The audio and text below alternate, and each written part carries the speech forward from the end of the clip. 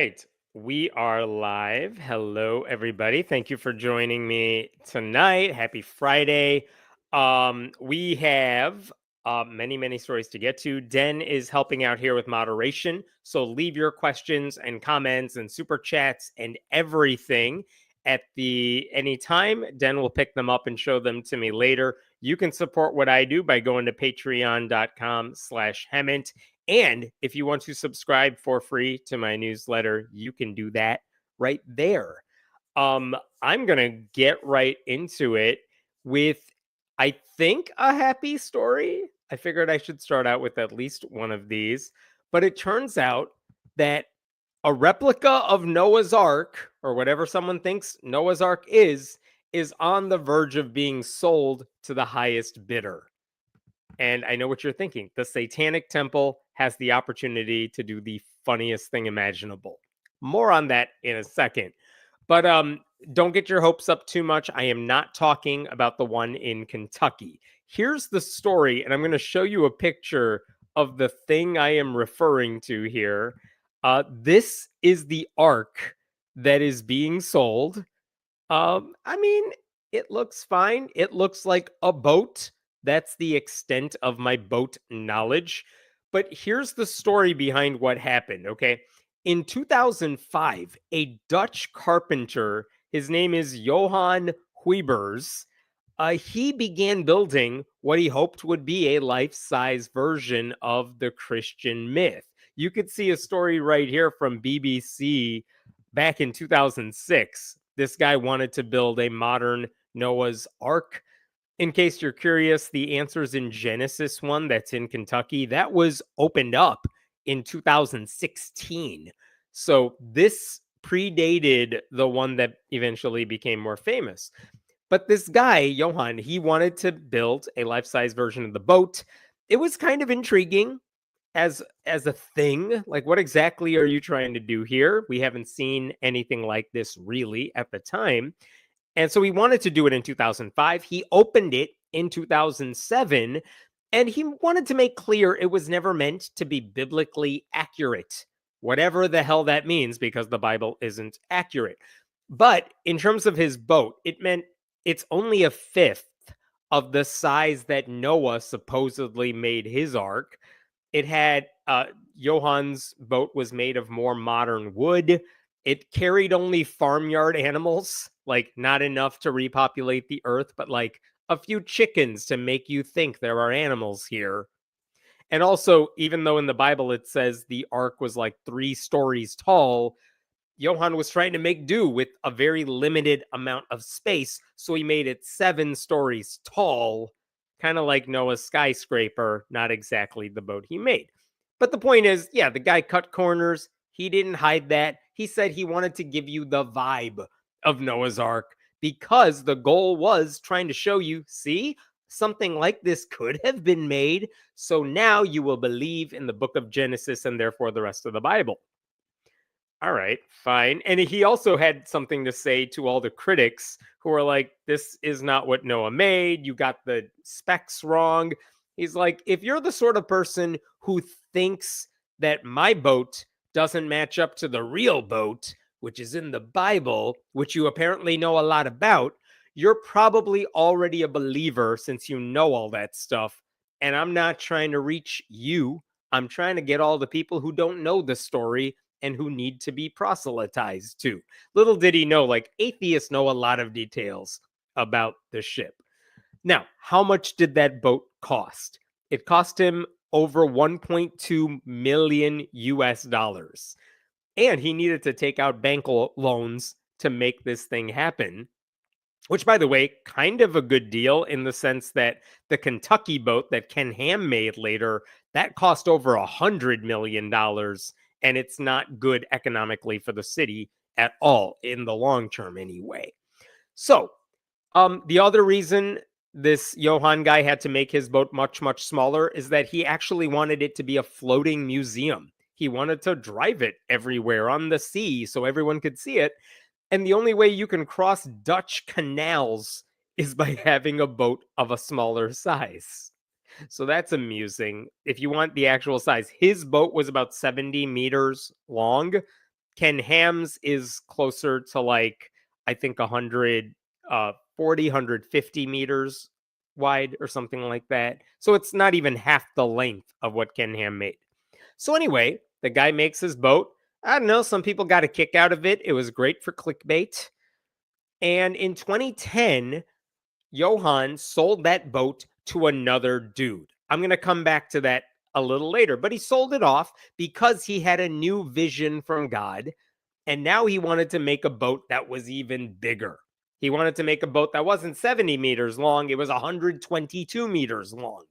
And this one, Ark 2.0, this one took about 5 years for him to build. It cost over $4.2 million US dollars. And this one opened in 2012.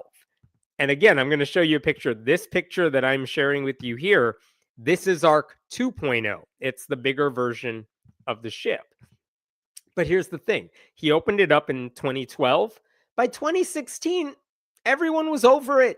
No one cared. No one really wanted to hang out in this dude's creepy boat.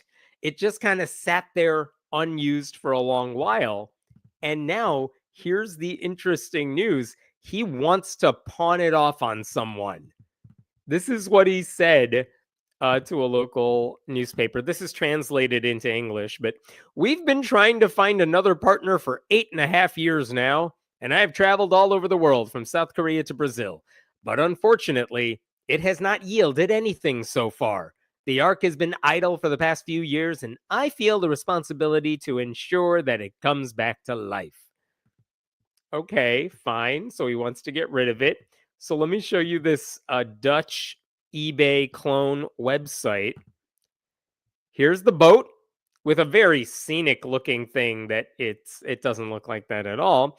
But there's the museum ship Ark von Noah.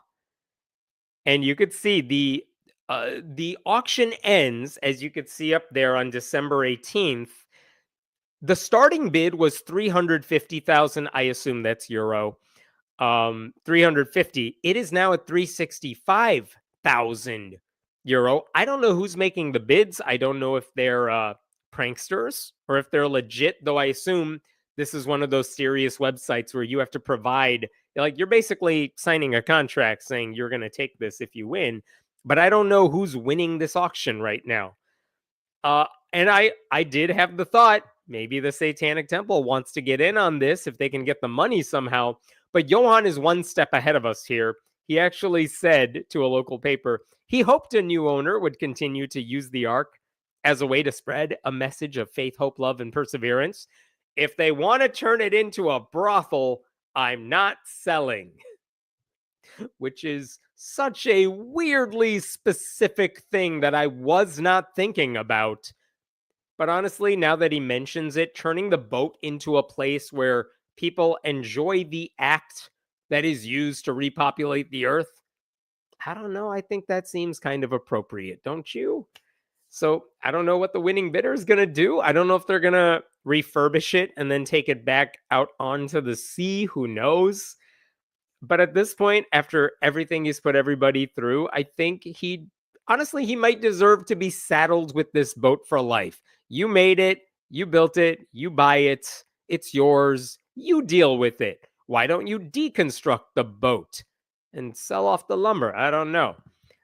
One quick side note about all this. So anyway, if anyone has 400,000 euros sitting around doing nothing, I don't know, and you know how to drive a giant Ark, you have your work cut out for you. You have a few more days to get in on this auction. I want to really quickly go back to Ark 1.0. This is the boat that Johann built first, and then in 2010 he sold it off to another guy.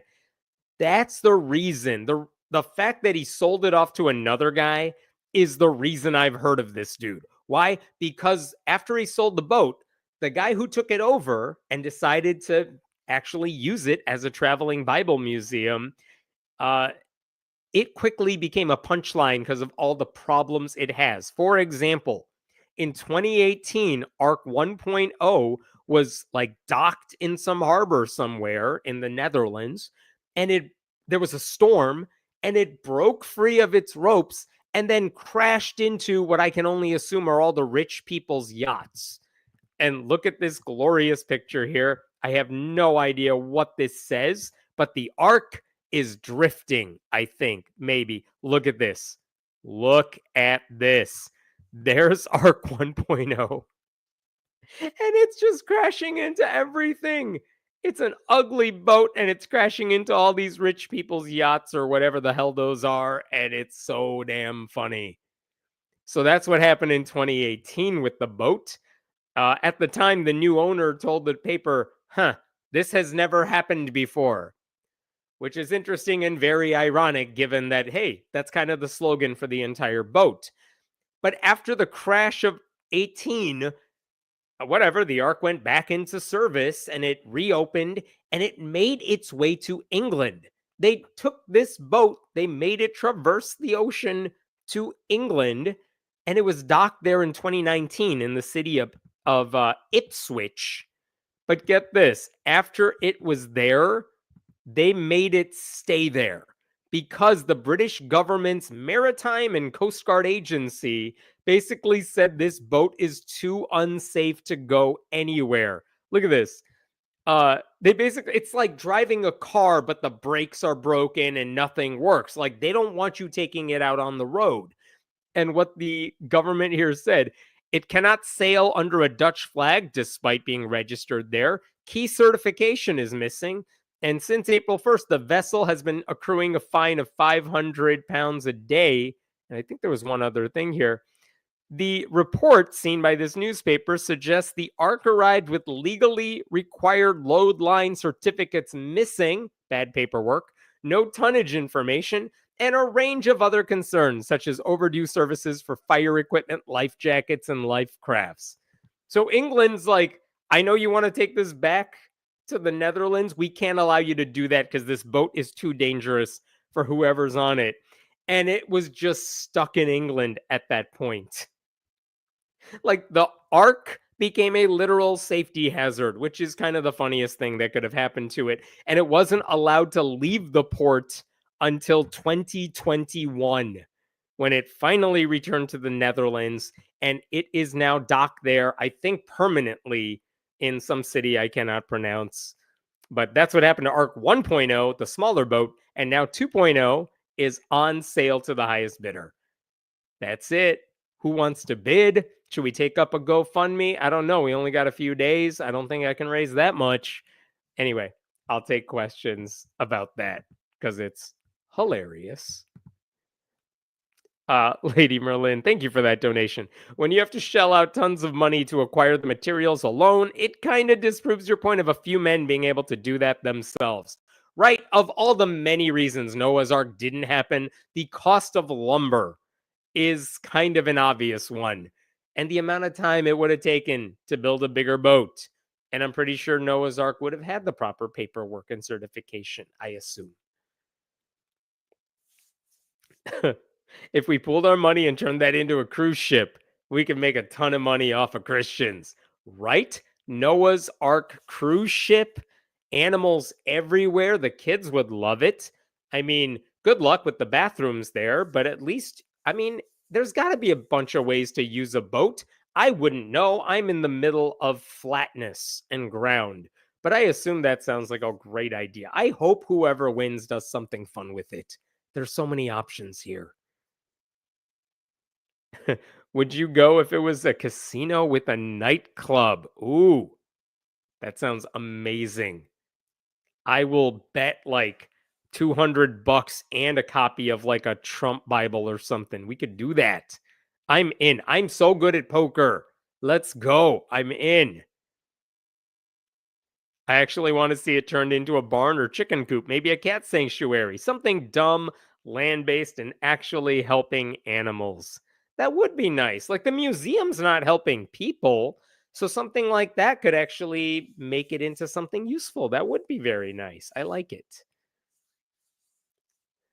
Can't even tell whether €365 is cheap or not for this. To be clear, €365,000, which I don't know, given the rate the American economy is going, that's probably like $17 million at this point. I don't do conversion rates, but $500,000 eventually, maybe, is where this auction will end. I don't know. If you know anything about auctions, it just kind of stays steady for a while, and at the last second, all the bids come in, trying to beat each other before anyone else can jump in. So we'll see what happens. Yeah. All right. It's about $1/3 million. So, I mean, not chump change. All right.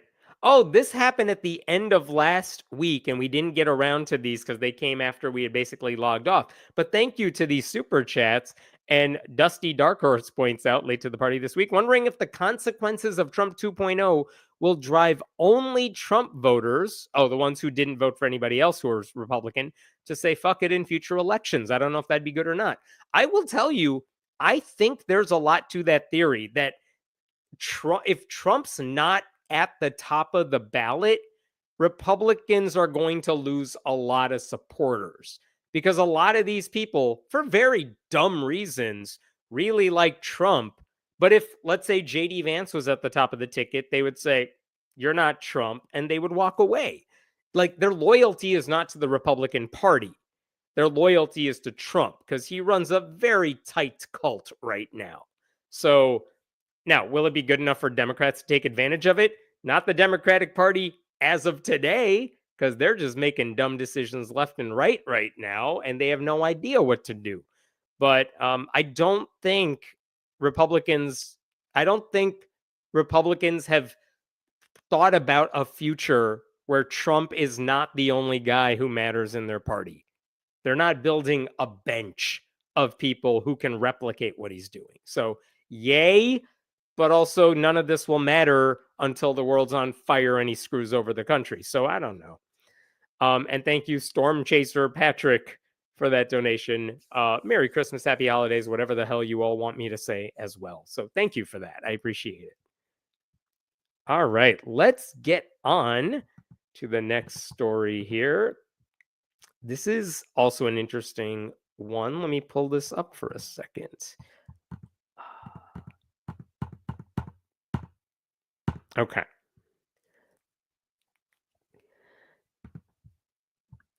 This happened over last weekend on Saturday. The Satanic Temple unveiled the statue of Baphomet outside the New Hampshire Capitol building. Basically, there was a nativity scene in that area in the city of Concord. I was told, by the way, it's not pronounced Concord, it's Concord, and that's the way the locals say it. So in Concord, where the Capitol is, there was a nativity. So the Satanic Temple decided to put up a statue of Baphomet. And let me show you what this thing looks like. Let me try. How's this? There we go. This thing, I'll scroll down so you can get the full effect here. I'll remove myself. Look at this thing. So you can see it has yellow eyes. It has an apple in one hand because wisdom and knowledge. It's holding a bouquet of lilacs in its right hand. That's the state flower in New Hampshire. It has a purple stole with upside down crosses, which I'm told some Christians also use as a symbol. It's not anti-Christian. It's just a different Christian symbol. It has a black and white flag behind it. And at the bottom there, you could see a plaque displaying the 7 fundamental tenets of the Satanic Temple. If you're not familiar with the Satanic Temple's 7 tenets, they're basically a list of better commandments. Act with compassion and empathy. Justice is important. Your body is your body, right? Everyone has freedom, including the freedom to offend. It's a nice list. Fine. So that's the stuff that's on this plaque. It's an amusing display, right? You gotta love that. So this display was designed by an offshoot of the Satanic Temple. It's called the Satanic Representation Campaign. They did a little unveiling last Saturday night. One of the ministers of the Satanic Temple said just before it was unveiled that just because we're not large in numbers doesn't mean our beliefs are less important than any of the other religions represented here. The thing that I was actually surprised by was the fact that it's not like Satanists were alone when it came to putting this thing up. In fact, according to all the media reports, the reason that display was even there is because a New Hampshire state lawmaker who walks by the nativity scene every day, not just this year, but in previous years, was like, how come we don't have any non-Christian representation in this area? Because a lot of people in New Hampshire are not religious. We should have representation. She knew about the Satanic Temple, so she reached out to them and said, have you all thought about putting up something here? Because if you're having permit issues or whatever, I know the people you should talk to. I can hook you up. So her name is Ellen Reed, and she was involved in the effort to get this display up there. And let me show you what she told a local media outlet about this. My constituents and I felt it was very important, in order to keep with the constitutional principle that government should not give preference to one religion, to see equal representation among faiths in front of the state house. It is hard for anyone to find fault with the Satanic Temple's 7 tenets, and they are completely in keeping with the holiday spirit of all faiths, right? So very nicely put. And then someone asked her, like, well, what if anyone's offended by this? And she had a response for them too. Check this out. Everything has the potential to offend, even the nearby nativity scene.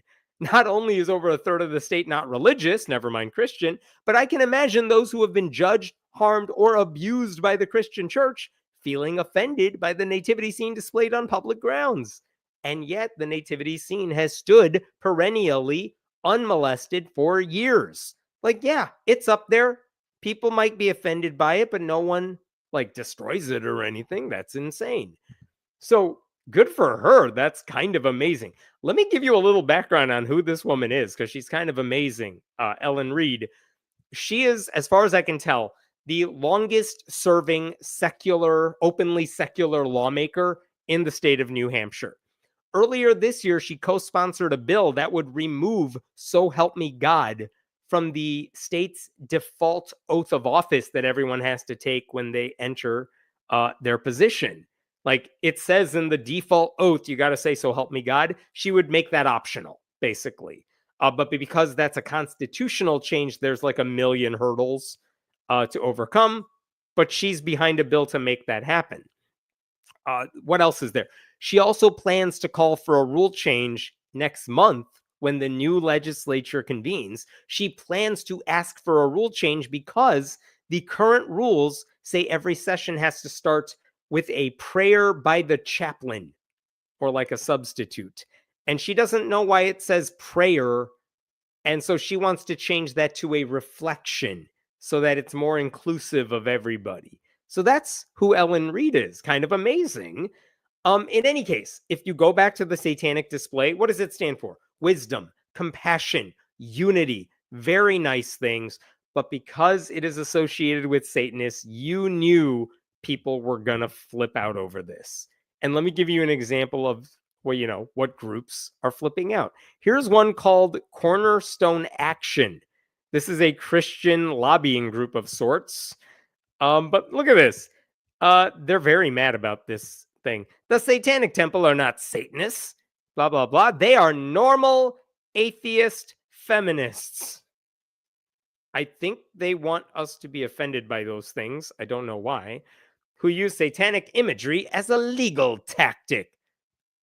So, who cares? They see themselves as conquering the town square for secularism by driving the last nativity scenes and other Christian imagery from public view. That's a lie. We know that's a lie. They are not conquering the town square by driving away nativity scenes. They're saying, oh, you're allowing nativity scenes here? Well, we want in as well. That's it. They did not say, you take that down and put ours up. No, they said, oh, well, if you're letting the nativity scene here, we would like to participate in the game. By the way, the Freedom from Religion Foundation put up their own display in the same area. Also in this thing, my favorite thing about this, look what else they said in the third paragraph here. We encourage Christians to place larger, more aggressive, and more frequent Christmas and other Christian displays in every public venue available. Hey, Christians, these Satanists think they have a bigger dick than us, so we're gonna prove them wrong. Larger nativities, blow up Jesus. We need giant, giant dolls, giant mannequins. I don't know what they want, But apparently having a tiny nativity means, I don't know, God doesn't love them. And so the way they're going to respond is by making larger displays, which will lead to a religious arms race, as one commenter points out here. But yeah, they just want to get bigger and better. I don't know. It's weird. Also, what is this? We need more frequent Christmas displays. How does that work? Because my understanding is that time is chronological. I don't know how you do more frequent Christmas displays. There's like a winter holiday, and that's kind of it. I don't even know what they're trying to do. You can just tell they're big mad, and that means they're getting flustered over how to get mad about it. And after the satanic display went up, the city of Concord also issued a statement basically saying, guys, stop blaming us. We didn't do anything wrong. Look at this thing. Similar to other holiday displays, blah, blah, blah. The Satanic Temple received a permit in December. Yeah, whatever. The Satanic Temple's display joins the nativity scene and the Bill of Rights scene by FFRF. The Satanic Temple has been making requests to install its monuments at holiday displays as part of a show of unity and religious pluralism. Look at this. Throughout the country, the Satanic Temple has both threatened and brought lawsuits under the First Amendment when excluded, which is a weird way of saying, listen, we had to let them do this because otherwise they will sue us. And the implication is they will win because the law is on their side. And so the city officials are like, you guys, stop getting mad at us. We had to say yes to them. Blame them for wanting to participate with the First Amendment. Oh, you know what? Before I go, let me show you one other thing. Look at the very bottom. It is anticipated that City Council will review next year whether permits for unattended holiday displays should be allowed at City Plaza. So they're like, okay, we had to let them do it this year. Next year, we're going to debate whether we want an open forum at all. But notice they say the word unattended. Like, that is important. They're saying we have nothing to do with this. They put up their display, they take it down. It's unattended. No one's guarding it. But that idea that you got to tell people it's unattended, that's a weird thing to signal. Like, hey, guys, this display, which doesn't have any bodyguards, we had to let it up. Would be a shame if something happened to it. We just want you all to know it's very much unattended. So, weird. So I will say there was one city council member, her name is Stacy Brown, who said she was actually happy with the council's decision. She said, I am glad the city is being inclusive and open to everyone. And she also said there really wasn't any backlash that she heard from anybody about it. And here's the amazing thing. You know how they do man on the street interviews and they always interview the dumbest people they could find? Well, the New Hampshire Journal, a reporter from there spoke to people about the nativity and the Baphomet statue. And this is what you got to love about New Hampshire. Everyone seemed to love it. It's great. Look at this. I like the Satanism display better than the nativity, said a woman from Manchester who declined to give her name. I don't blame her. I don't believe Jesus was real. I'm not religious in any sense. She and a group of friends came to Concord specifically to see the paganism display. It's not paganism. That's a little weird. Whatever. It's the sole reason we're here, to be honest. Great. Another dude. I think it's so cool. I think it's awesome, dude. Very nice. I like this one too. I think it's funny that people get so bent out of shape about it. And then asked if he sees any moral differentiation between Christianity and Satan worship, he said, no. Love it. They did man on the street interviews and got awesome people, except for one person at the very bottom here. On the other hand, a passerby who did not stop to talk commented, I hope someone tears it down. Which, the way that's phrased, makes you think someone was just like quickly walking by and a reporter's like, what do you think about this thing? I hope it's destroyed. And they keep walking or running or something. I don't know what people do in New Hampshire. But okay, weird comment. But okay, there you go. Everyone loves it, mostly. So anyway, guess what happened after this statue went up? Within 2 hours of the statue being unveiled, it was vandalized. Of course it was vandalized. You knew it was totally going to be vandalized, right? I actually spoke with Ellen Reed, the legislator who helped put this thing up. She walks by this area and she sent me pictures of what the destruction looked like. Here's what she was seeing. There's the Baphomet display from the bottom half down. Like, you only get the bottom half of it because the top's been destroyed. The cloak is now on the floor. They didn't even take the apple. They let that thing just fall too. The roses fall. I will say, yes, as commenters are pointing out, very nice legs. But yeah, you can even, if you go to that plaque of the 7 fundamental tenets, you can't see it in this picture, but that plaque has also been destroyed. You can't read it anymore. So someone destroyed, someone's destroyed that display. Not just one time, by the way. This happened over and over because they would try to fix it back up a little bit and it kept happening. Ellen Reed, the representative, also told me that when she walked past it, there were symbols of Christianity on the ground, a prayer book, a cross necklace. And she made clear, like, she doesn't think Christianity is responsible for this. She doesn't think Christians support this. But it sure does seem like Christians did this, whoever they are. And I don't know who did it yet. The Vandals did not try to hide their religious affiliation, right? So, but that's sad and disturbing. I asked her what she thought about the vandalism. She kind of joked with me, "'Tis the season." She said she found it sad, not surprising, but sad, that the people who apparently believe in a religion that supports peace and the Sermon on the Mount could not tolerate a simple expression of beliefs by a group that doesn't believe as they do. She admitted the Baphomet display might be provocative, but there's nothing anti-Christian about it. And now she has told local media she wants police to investigate. Check this out. If the nativity scene had been vandalized, would the police investigate it? If the answer is yes, then I think the police should also investigate this. And she's absolutely right about that. And I'll tell you what, it seems like the police are investigating because maybe unbeknownst to the vandal or vandals, it turns out there are cameras in the area owned by the city that might be able to shed light on who's responsible for this damage. I don't know what the footage shows. I have not seen any security footage, but Ellen Reed told me there is footage of at least some of this stuff, some of the vandalism. Will it lead to anything? I don't know. I also spoke to Lucian Greaves, who's the co-founder of the Satanic Temple. He predicted this was going to happen when he tweeted about it like the night it went up. He's like, yeah, this won't last for long.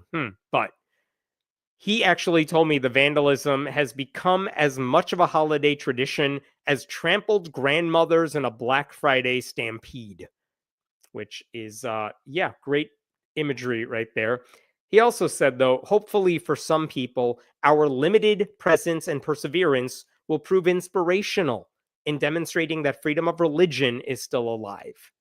So I appreciate that. I think it's actually a big deal that a sitting lawmaker is defending what the Satanic Temple did, calling for an investigation, and actually helped this display go up in the first place. I don't know, even in another state, even in New Hampshire, I don't think I'm used to seeing that. So it's just it's a very good thing for a lawmaker to do. I hope they catch these people. We'll see. I haven't seen anyone else getting upset about it, though. Like, if it was the nativity that was destroyed, I wouldn't be okay with that either, but I feel like there would be bigger outrage. And yet when it happens to the satanic displays, like, silence from the right. Okay, I'm going to pause there. Let's take some questions.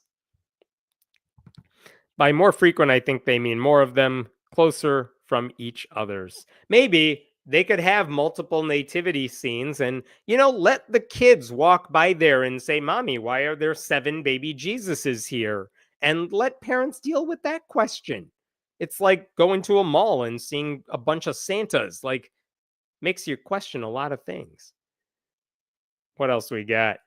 And what is an aggressive Christian Christmas display? Well, if you watch the live stream last week, I believe an aggressive Christmas display is one where you have the nativity with Herod, King Herod behind with a knife ready to stab Jesus, and King Herod represents atheists. That would be an aggressive display because nothing else about the manger scene is supposed to be aggressive. What else we got? Could you imagine if someone destroyed the Ten Commandments? You mean like in general or like a plaque of it? I'm not for vandalism. I don't want people to destroy these displays. I think it does more harm than good in terms of the media perception of this stuff. I think pointing out why the Ten Commandments are wrong, which by the way, we will do in just a second. It's useful, but vandalism doesn't solve anything. Certainly not when it's our side doing it to their stuff. So I'm not condoning that at all. Oh, yeah. Most Christians wake up and think, how can I be least like Christ as possible today? I don't know if that's sarcasm or not, but I do think that is how they dealt with the elections. White evangelicals, anyway. They thought that. They voted for the Republicans, and then they went home. And I will say, Ryan Burge, the sociologist, posted something today saying the religious demographics of the country have not really changed over the past several years. And that's weird because usually they are shifting one way or the other.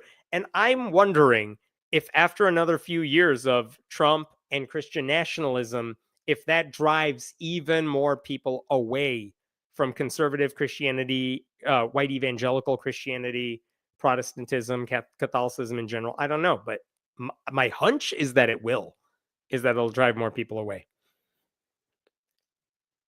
All right, go sign up to the newsletter if you can. I'm going to pull up this next story here. Speaking of the Ten Commandments. All right. I think I got a video here too. Here we go. So, when the Kern County Board of Education in California has its next meeting, which I believe is this coming Tuesday, the agenda is going to include 2 presentations to put the 10 Commandments up in every classroom in the district. This is Kern County, Kern. And what's creepy to me when I was reading about this in the Sacramento Bee, check out this statement from the spokesperson for the schools. This guy confirmed to the Bee that the items will be discussed at the board's next meeting at the request of 2 unspecified individuals. 2 randos are like, can we talk to you about putting the 10 Commandments up in every classroom and converting all of your children? And the board's like, yeah. Like, that seems really disturbing because I feel like we don't know enough about what's going on here. Like, why did the board agree to this? Doesn't seem clear. But as what the article said is that there are 2 presentations. One of them is going to be about the historical significance of the 10 Commandments, and the other is why it's legal to put them up. So that's the idea behind the 2 presentations. Now, all of this is happening, as I'm sure some of you know. Louisiana Republicans passed a law earlier this year to put the 10 Commandments in every classroom. A federal judge has already said, yeah, you can't do that. I know you're going to appeal this decision, but while you're in the middle of the appeals, I'm still going to go ahead and say you cannot do that because it's totally illegal. And in fact, when that judge in Louisiana talked about this, I want to show you what he wrote here about the supposed historicity of the 10 Commandments. This is from the Louisiana judge. In sum, the historical evidence showed that the instances of using the 10 Commandments in public schools were too scattered to amount to convincing evidence that it was common at the time of the founding. And then later he writes, that is, the evidence demonstrates that the practice at issue of using the 10 Commandments in school does not fit within and is otherwise not consistent with a broader historical tradition during those time periods. So this federal judge who looked at the 10 Commandments and heard the same arguments about why it's historical and that's why public school kids ought to learn it is like, yeah, what are you guys talking about? It's totally not historical. You guys are insane. So that's what happened in Louisiana. But this is apparently what some randos want to do in front of the Kern County Board of Education, which is weird. By the way, how is the Kern County schools? Well, I looked that up too, and they're not doing great. This is from the state of California's own website, and they have great grades for the Kern County district. And you could see on pretty much every metric, they're in the red. Red's not ideal. Mathematics, red. Suspension rate, red. English language arts, not quite red, but close to red. So like this is a district that's not doing well. I'm not even blaming the school board necessarily. Sometimes if you're living in a less well-off district, you're going to see more of those issues. And I'm sure they're trying to do everything they can. I clearly, I'm biased here. I know, because I used to be one. I have a soft spot for educators, but no amount of shoving Christianity in these kids' faces is going to make any of this better. And if there's a lawsuit, if they do put up the 10 Commandments, that just means less money available toward helping the kids. So none of this makes any sense. Now, the Freedom from Religion Foundation has already sent the district a message saying, yeah, you guys need to reject this now before you do something real stupid, which is appreciated. One of FFRF's attorneys, Chris Line, he wrote a letter to the district explaining in detail why this would be a bad idea. And he tried to explain that maybe you've heard the idea that the 10 Commandments are legal in certain situations. Here's this. This is from Chris Line, the attorney. And this paragraph at the top is really good if you get a chance to read it while I'm talking here. But Chris brings up the Supreme Court ruling from like 5 decades ago, Stone v. Graham, which said like a Kentucky law saying you can have the 10 Commandments in schools is not legal. So that's still in play. Supreme Court, even this one, has not overturned it yet. So there's that.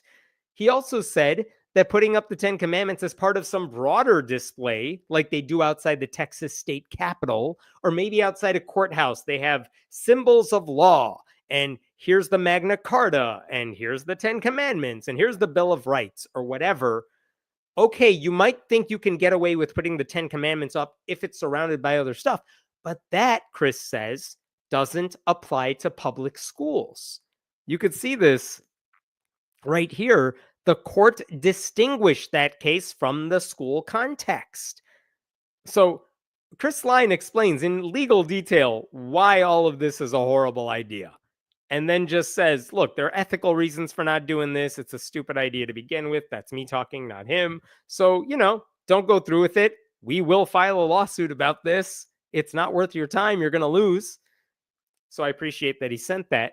I also think it bears repeating that it is weird to me that the very same people who don't want kids learning about sex, systemic racism, LGBTQ people, the same people who want to ban books from school libraries, they have very specific things they want kindergartners to know about having sex with like your neighbor's wife or maidservant and adultery and all this stuff. Like if you think sex education is not school appropriate, why the hell is the 10 Commandments school appropriate? That's weird. Obviously, there are commandments that make no sense for kids. Things about don't worship false idols. Don't take God's name in vain. Keep the Sabbath day holy. Don't worship any other God. None of that has to do with public education. Obviously, what else? It sends a message to the non-Christians in the district that you're a second-class citizen because only one religion matters here. All of this is a horrible, horrible idea. And I think the one thing I really loved about Chris's letter from FFRF is this right here. Chris said, hey, we do these kinds of lawsuits and we win.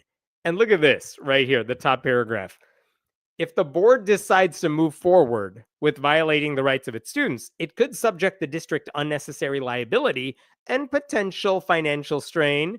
And he goes on to say, we went after a different school district in California because they wanted to pray during school board meetings, and it cost them over $200,000. And then they tried fighting that, and it cost them another $75,000. So if you want to fight like that other district fought, it could cost you over $250,000. Just utterly stupid for the district to do. And Chris is trying to lay it out before they make a very bad move. So we'll see what happens. There is an online petition calling for the school district not to accept the proposal, which is nice, but like no one cares about online petitions anymore. But those things are useful for helping people get awareness about what's happening. So that's nice. The one thing that still bugs me is who the hell are the people who are calling for this? Why don't we know their names? Who is asking the board to adopt these 10 commandments? And I have an answer for you, because I don't know why the Sacramento Bee didn't tell us who's doing it. But if you go back a couple of months, I watched their board meeting, some of it, from September. And it turns out at that board meeting, there were several people saying to the school board, you need to put up the 10 commandments. And I'm going to play one of those videos now from the main dude who was calling for it. Okay, here is that guy. Much like our national motto, "In God We Trust," these are not things to be feared, but to be understood. And it is what made this nation so unique and worth sacrificing for freedom, democracy, and liberty. So again, I ask you for your consideration in the future to have a few more minutes to give a full presentation of this matter. Thank you very much. Yeah, so that dude came up during the public comment section of that meeting and is like, listen, we should do this. Give me some time to make a formal pitch to you. And he then got in touch with the district staff to request that time. And they're giving him that time this coming Tuesday. What was that guy wearing? I know. That's all you want to know. That's all you're thinking. Well, he posted pictures of himself holding the 10 Commandments, and then later taking a picture of him and his buddies in front of the school board. So this guy was cosplaying as Moses when he did this. And he and several of his friends all came up to, several of them went up to the microphone to urge the board to put up the 10 Commandments. This guy's name in the middle here, that's Angelo Frazier. He is a local pastor, and he's the one that wants them to do all this. I did reach out to him because I wanted to ask him, this is a dumb idea, right? For some reason, he never responded back to me. But I will say on this guy's Instagram, he is now calling for his supporters to come to the board meeting on December 17th so that they could support his presentation.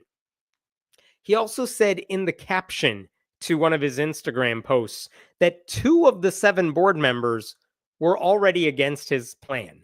Like everyone else, however, they seemed open to hearing him out. Now, I don't know what that means in terms of a final vote, but if you live in Kern County, I would strongly encourage you to reach out to those school board members right away and tell them not to do this thing that's absolutely going to backfire on them if they go through with it.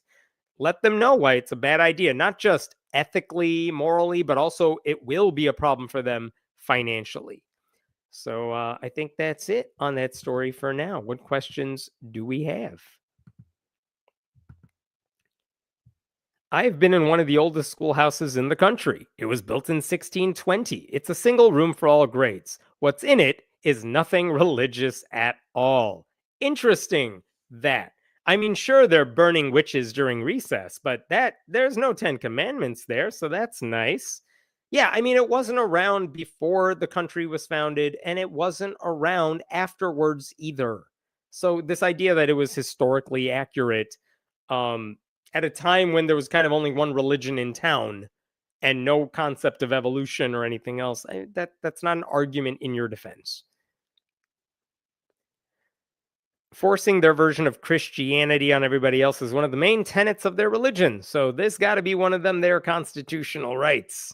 Yeah, I mean, it will be once Republicans get through with dismantling the Constitution. Christians get a right to spread their beliefs. Everyone else can suck it. What else we got? Well, the 10 Commandments haven't kept religious leaders out of trouble. Look at the hundreds, if not more, who are caught committing crimes against children. Right? Like no potential school shooter has ever walked into a school and maybe seen the Ten Commandments, this would never happen, see it and then say, oh, thou shalt not kill, and then turn around and go home. That would never happen. But you would think in a church, at a Catholic church, where they have Bibles everywhere, where the Ten Commandments could be posted, but usually aren't, like there's no shortage of crimes, awful, really disturbing to say out loud crimes happen in those buildings. And if you can't get your shit together in church, why do you think church rhetoric is going to make a difference in public schools? They're not interested in creating change. If you want to make our schools safer, you don't put up the 10 commandments, you make sure there are no guns anywhere. You could do that. The only way the 10 commandments solves like gun violence is if you hold it up and use it as a shield. What else we got? I mean, I guess cosplay enthusiasts have political views too. Yeah, they do. I'm just trying to figure out what the secular version of that dude would have been. Like, we don't need to dress up just to make our point. The fact that he dressed up like Moses to make his point makes me take him less seriously. And even if he's dressed in a suit and tie this week, like, he's already lost the room, I hope. All right, like and subscribe, please. I'm going to jump over to this next story as soon as I X out 400 tabs. Okay. I can't tell if this is a sad story or a funny story. I'm kind of leaning toward funny. But here's the deal. There's a religious man who is suing a religious school because he says he was religiously discriminated against, and the school says, no, you weren't. We were just practicing our faith. And what the hell do you do with that when everyone's asking a judge, like, it was my faith? No, it was my faith. Who's the judge supposed to go with? It's wild. I can't wait to see how this plays out. So here's what this dude is saying. Some guy is suing Boston College, and he's going back to COVID days because this happened in April of 2021. Let me take you back to April of 2021. The vaccines were finally available, and people were trying to get their shots if you were responsible anyway. And all these places had to decide, okay, how are we going to deal with the vaccine? Are we going to ask our employees to get the vaccine before they come to work? And at Boston College, which is a private school, private Catholic school, they said, yeah, we want everyone to get vaccinated. And the only way you can come back to work if you're not vaccinated is if you have a very good reason. So if you have a medical reason you can't get vaccinated, bring us a doctor's note. If you have a religious reason you can't get vaccinated, well, bring us a priest's note. But basically they said, yeah, everyone go get vaccinated. That's what they did. And they said, Boston College has said since, this isn't something they did on a whim. They did it because the Pope told them to do it. This is a statement that was released by the Vatican about vaccines, a note on the morality of using some anti-COVID-19 vaccines. This came out in early 2021. And the part I want to draw your attention to, they put out this statement because there were rumors flying around among the conspiracy-minded people that like these vaccines were made from the blood of fetuses. I don't know. They believe a lot of dumb things. And like the way you get a COVID shot is Pfizer has like a tank made of fetus heads, and you crack one open and you drink the blood and that becomes the vaccine. They believe very dumb things. I think more seriously, they said the method, the scientific method that was used to develop the vaccines used a line of cells that came from an aborted fetus dozens and dozens of years ago, and that made it unethical to take the vaccine. And that's not true either. But the Vatican felt the need to speak out. And this is what the Vatican said. They called COVID a grave danger, such as the otherwise uncontainable spread of a serious pathological agent. They said, look, we have to work in the gray areas here when it comes to ethics, and we understand COVID-19 is a very big deal. It is spreading. It's killed a lot of people. It's a grave danger. So everything we're about to tell you, take with a grain of salt. And they went on to say that there is morality. The morality of vaccination depends not only on the duty to protect one's own health, but also on the duty to pursue the common good. So this is not a debunking of the vaccine myth that right-wing people were spreading, but they were saying, look, even if it came from a line of cells that came from an aborted who cares?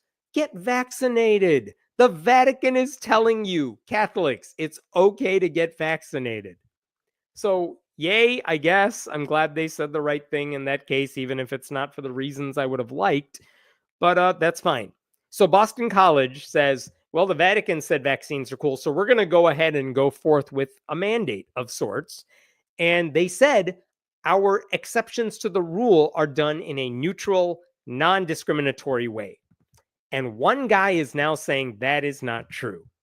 So here's the dude in question. This is his lawsuit. His name is Avenir Agaj, and he's suing Boston College, and he wrote the whole lawsuit himself. He has no lawyer, I don't think. It kind of, it reads like a dude who wrote his own complaint. But this goes on for a while, and he's saying, all right, I demand and hold Boston College liable for $1.2 million in damages and $300,000 in back pay and benefits, and I want my job back. By the way, he works as a landscaper, or at least he did. He worked as a landscaper at the school. So this guy sues Boston College, saying, you fired me because I didn't want to get vaccinated, and I'm suing you because I want my job back and I want a whole bunch of money.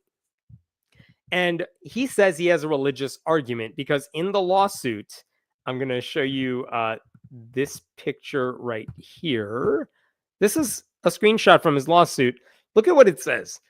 Boston College discriminated against me intentionally, okay, because of my sincere held religious beliefs as a bogomil, a minority religion, and my medical practice, ethnobotany. We'll get to that in a second. And then he says they discriminated against my culture and origins as a legal immigrant. They violated my privacy. They deceived me. They tried under duress to make me resign. It's very whiny. In case you're wondering what the hell this dude is talking about, what is a bogomil? Bogomilism. I mean, it's a Christian sect that Wikipedia told me was found in the 10th century. It also believes Satan created all matter. What is ethnobotany?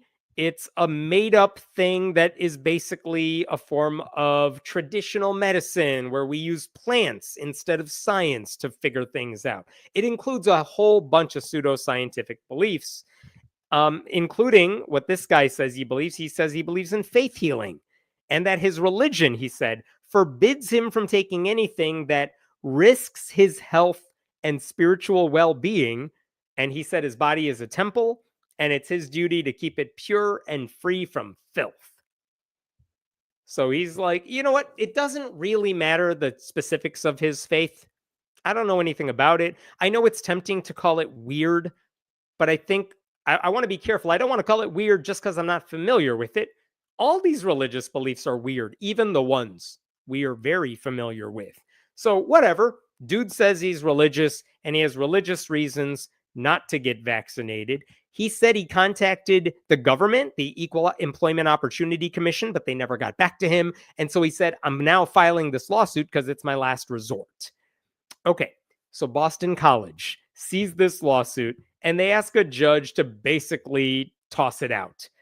And what they say is, look, we gave people the option to come back to work without getting vaccinated if they gave us the right paperwork. And this dude did not give us the paperwork. There's no note from his doctor. There's no note from his priest or whatever you want to call it. He didn't submit adequate information.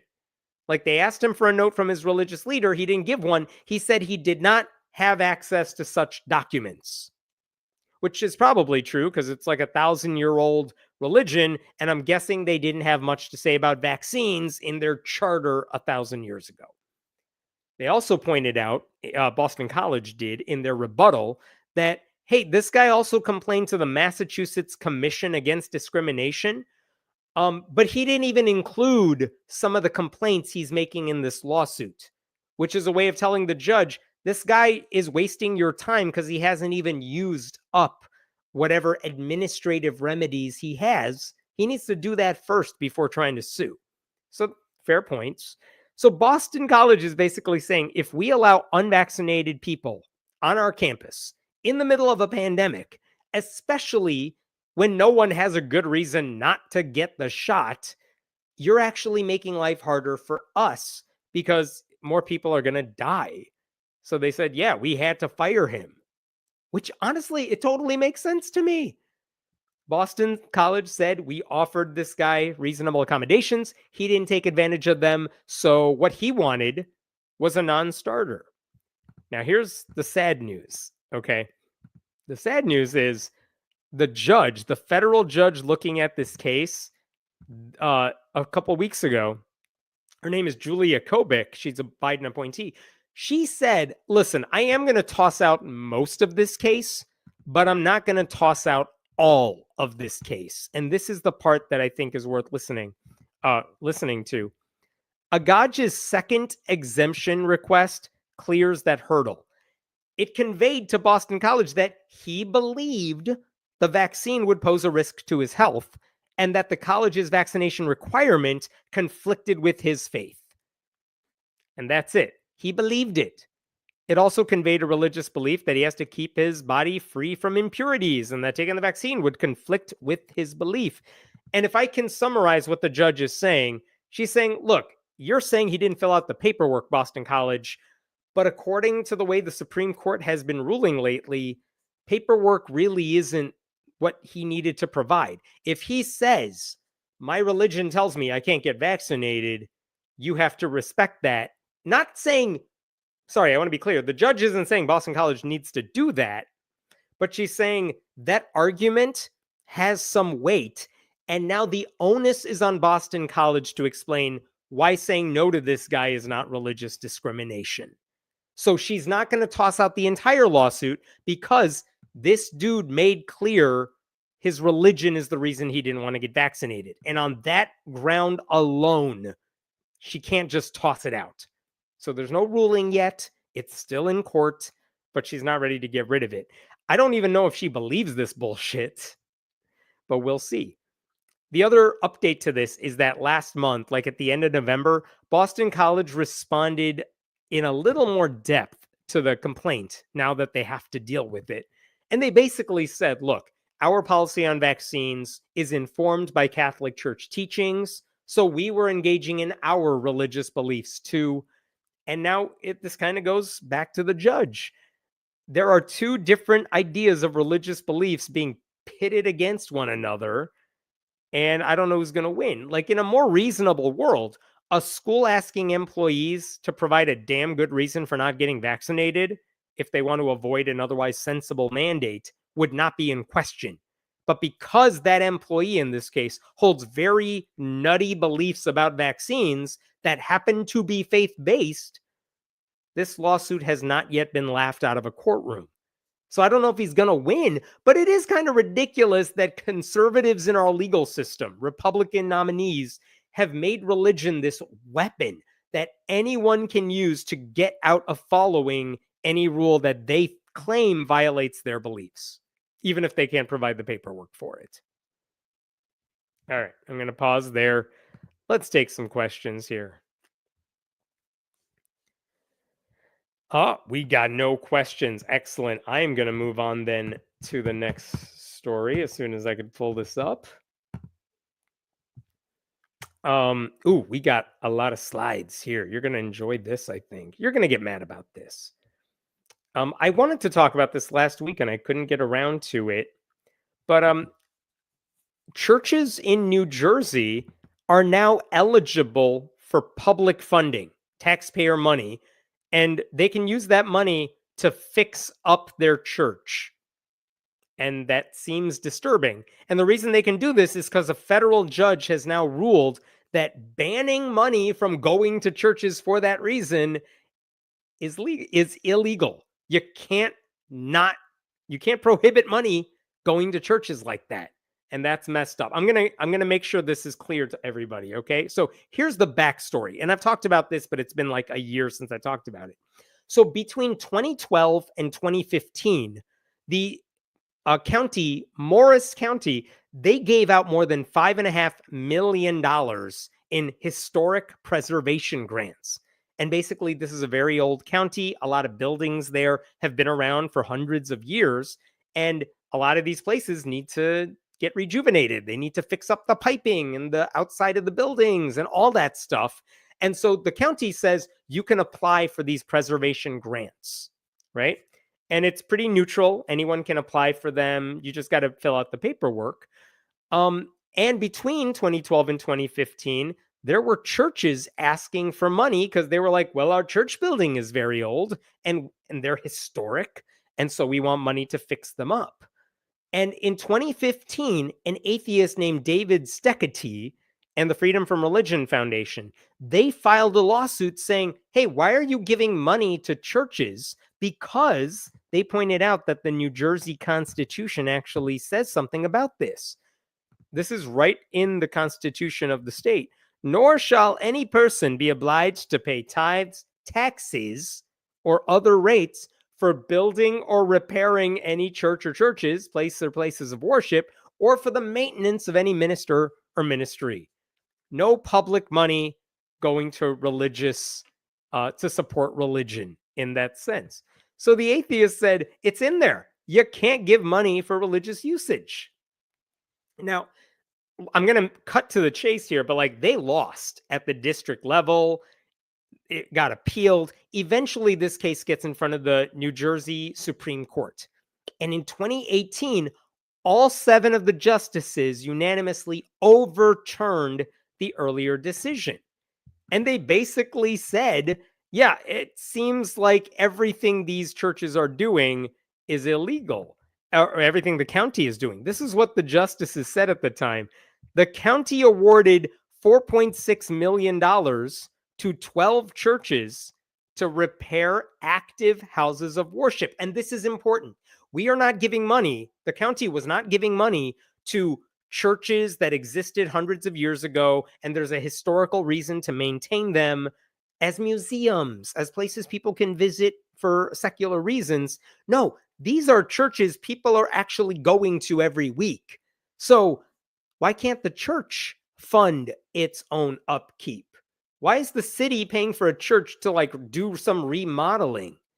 It's one thing if the churches were no longer in session, then they're just secular buildings that are in that area. But the Supreme Court in New Jersey said the county gave $4.6 million to 12 churches to repair active houses of worship. And where did that money go to? Roofs, bell towers, stained glass windows, ventilation systems. That's not about renovating a museum. That's about making sure it works for the people who are using it now. And the justices said the use of public funds to pay for those repairs violates our state constitution. So yeah, that's the right move. That is what they said in 2018. And they also noted, this is important, because some of you may be thinking, what about the US Supreme Court? What have they said?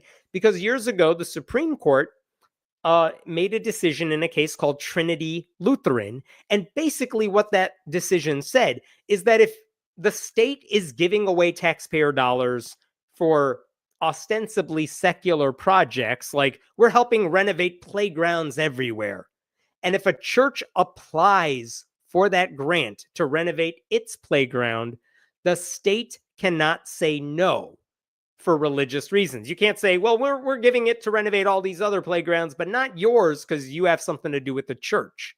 That's what Trinity Lutheran said. But the New Jersey Supreme Court said that doesn't apply here because the money was not supporting a secular project that happened to be in a church building. They were just making churches better for the people who worship there, right? And this is what they pointed out. I know this is a different font, but I swear it's like the same decision. The public funds awarded in this case actually went toward religious uses. The churches are not being denied grant funds because they're religious. They're being denied funds because of what they plan to do, and in many cases have done. Use public funds to repair church buildings so that religious worship services can be held there. So basically, the New Jersey Supreme Court said, you're only helping these people remodel their churches.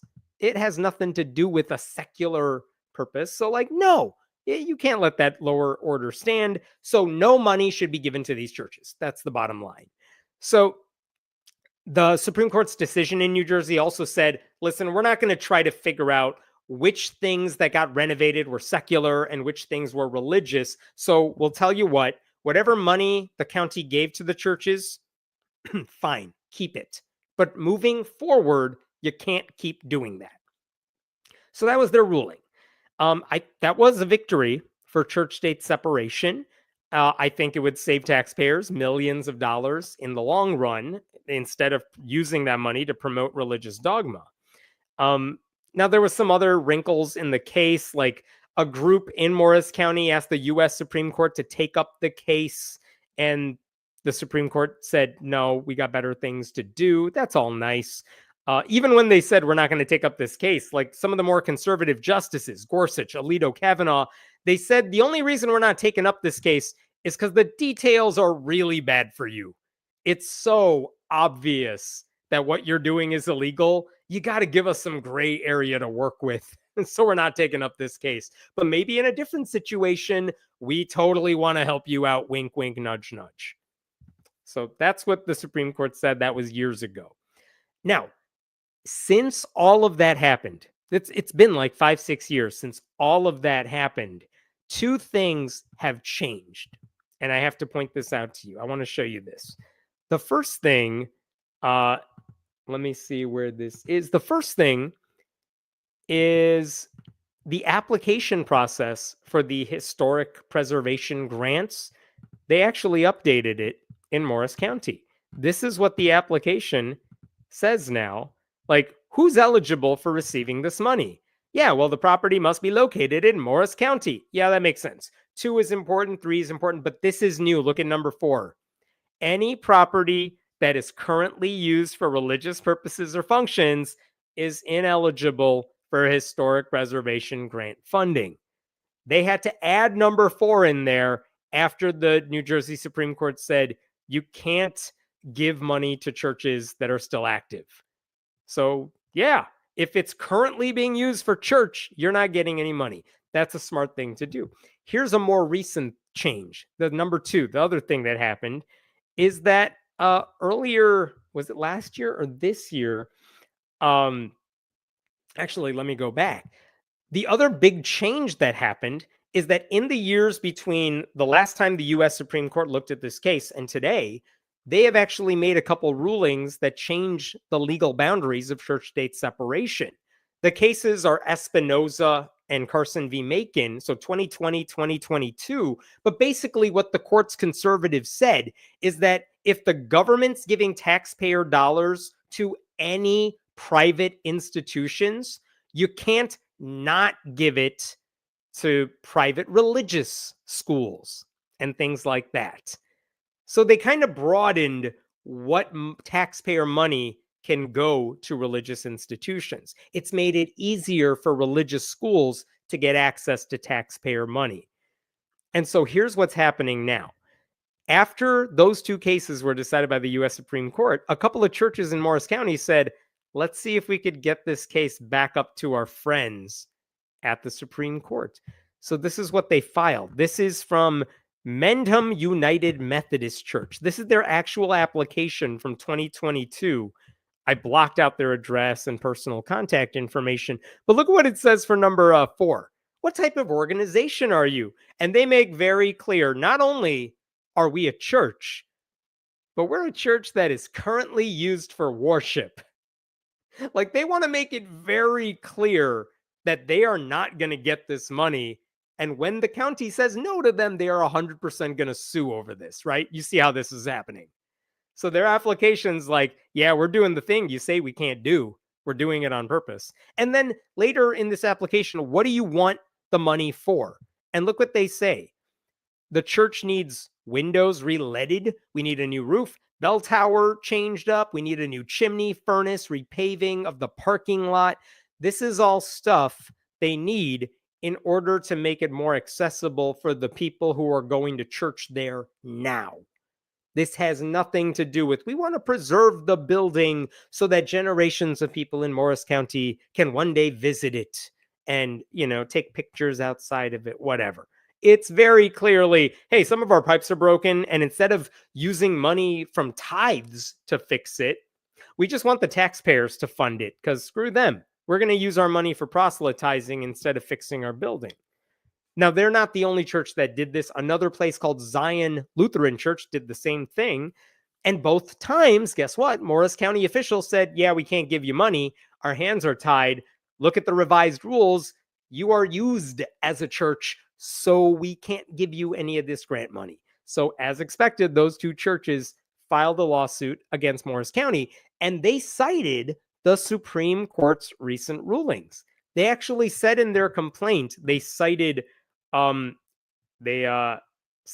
Kavanaugh, and they said, simply put, excluding otherwise eligible religious organizations from public benefits solely because of the organization's religious exercise is pure discrimination against religion. And here's the thing. Last week, the reason I'm bringing up this story is last week, a federal judge, gave those churches exactly what they wanted. This is Judge Evelyn Payton. She is a Biden appointee as well. She's not some MAGA cultist. She ruled in favor of the churches. She said, listen, the Supreme Court, I'm going to come back to this in a second. She said, the Supreme Court has kind of tied my hands on this. They say if you're going to give grants to old buildings, you can't not give grants to certain old buildings just because they're being used as churches. So that's what she has ruled. She says the application rule that says no active churches can apply for the grants, that rule is illegal. That's what her decision said. Now, it doesn't mean every church that applies is going to get funding, but that the county cannot say no to them by pointing to that rule and saying, well, you're an active church, so we are going to say no to you. They got to come up with a better reason if they're going to do it that way. But Payton also pointed out in her ruling, this is a very slippery slope. And look at how she put this. For example, one of the churches, the Methodist Church, plaintiff Mendham, the church, they seek to reshingle and paint its bell tower. The sound of church bells instinctively brings to mind a call to Christian worshipers to convene. The other church wants to repair their stained glass windows. Stained glass in churches often reflects Christian iconography. And if you're making taxpayers pay for stuff that is only there not to keep the buildings alive, but because it promotes Christianity, you're basically charging taxpayers to promote Christianity. And look at this. At oral argument, counsel for the churches conceded that if I side with them, if the court sides with them, it is possible taxpayer funding could be used to fix up pews that have segregated, gendered seating. So not only would taxpayers be fixing up churches, they would be fixing up things that help maintain some kind of segregation.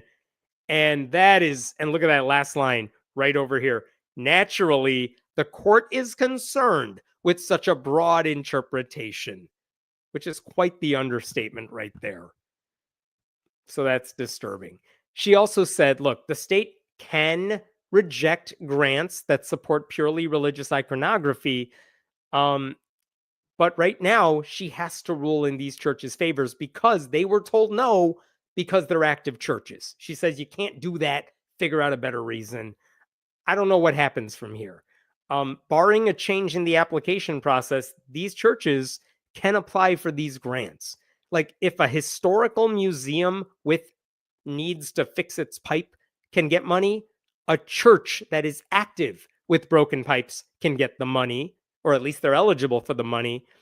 And that also means that all the money that churches save for maintenance of the buildings can now be shifted over to trying to convert people for Sunday school, what have you.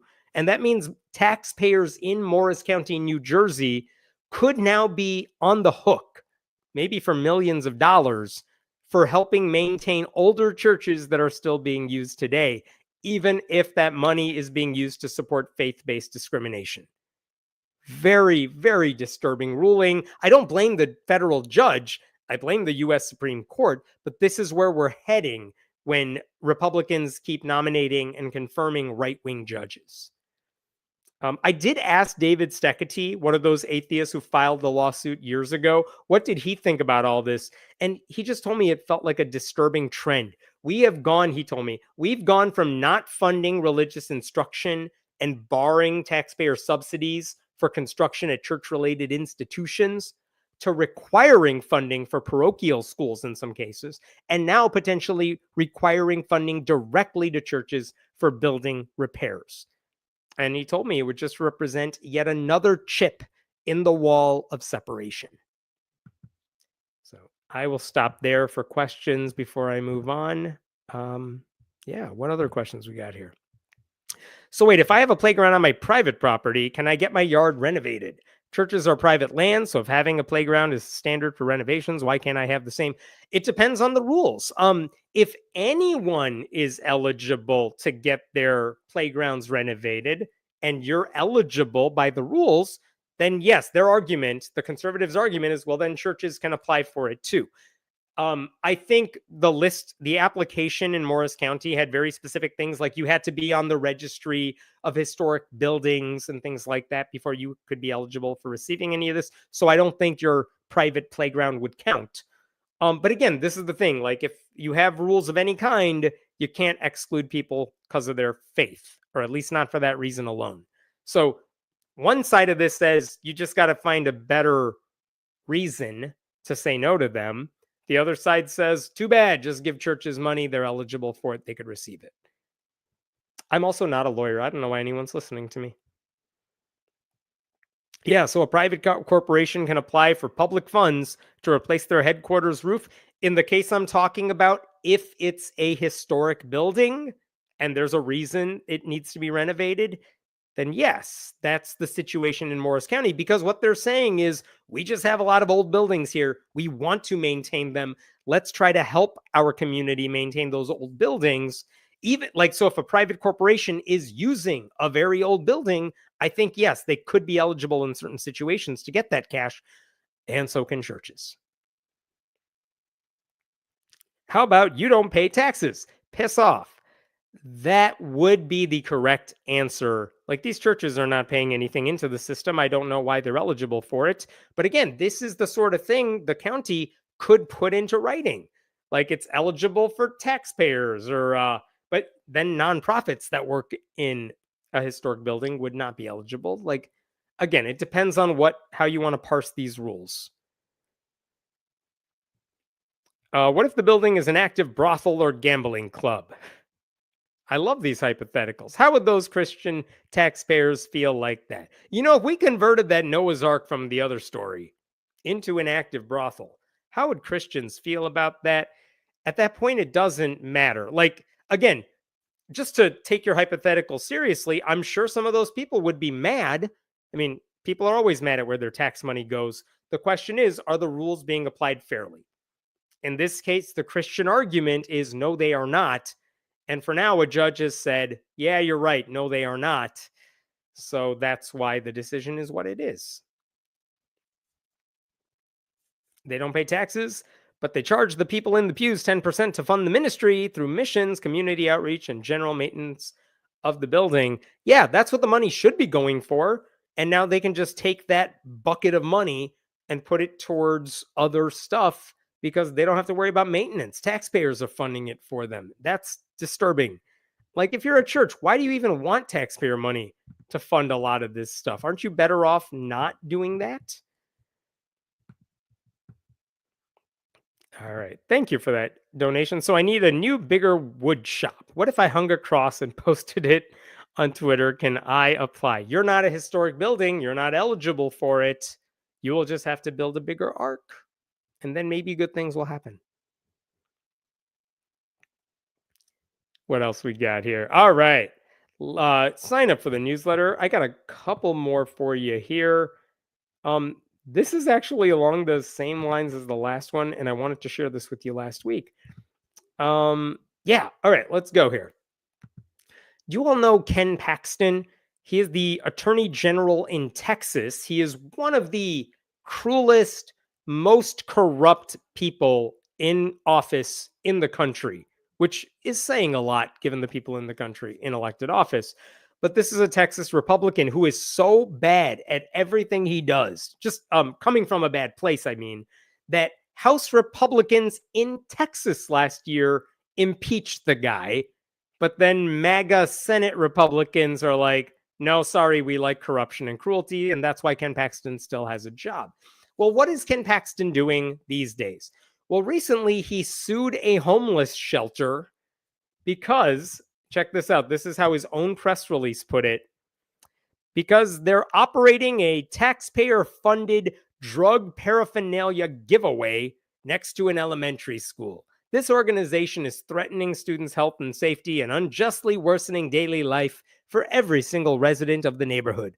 We will shut this unlawful nuisance behavior down.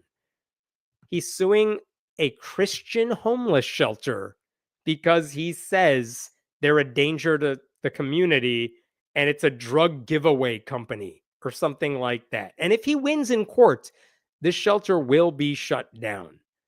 I think what's interesting about this lawsuit is, again, I want to repeat, Ken Paxton, the Christian nationalist MAGA attorney general, he is suing a Christian ministry for helping unhoused people, which is disturbing. And now the ministry is fighting back by saying, in part, well, guess what? We have a religious right to help the people who need our help.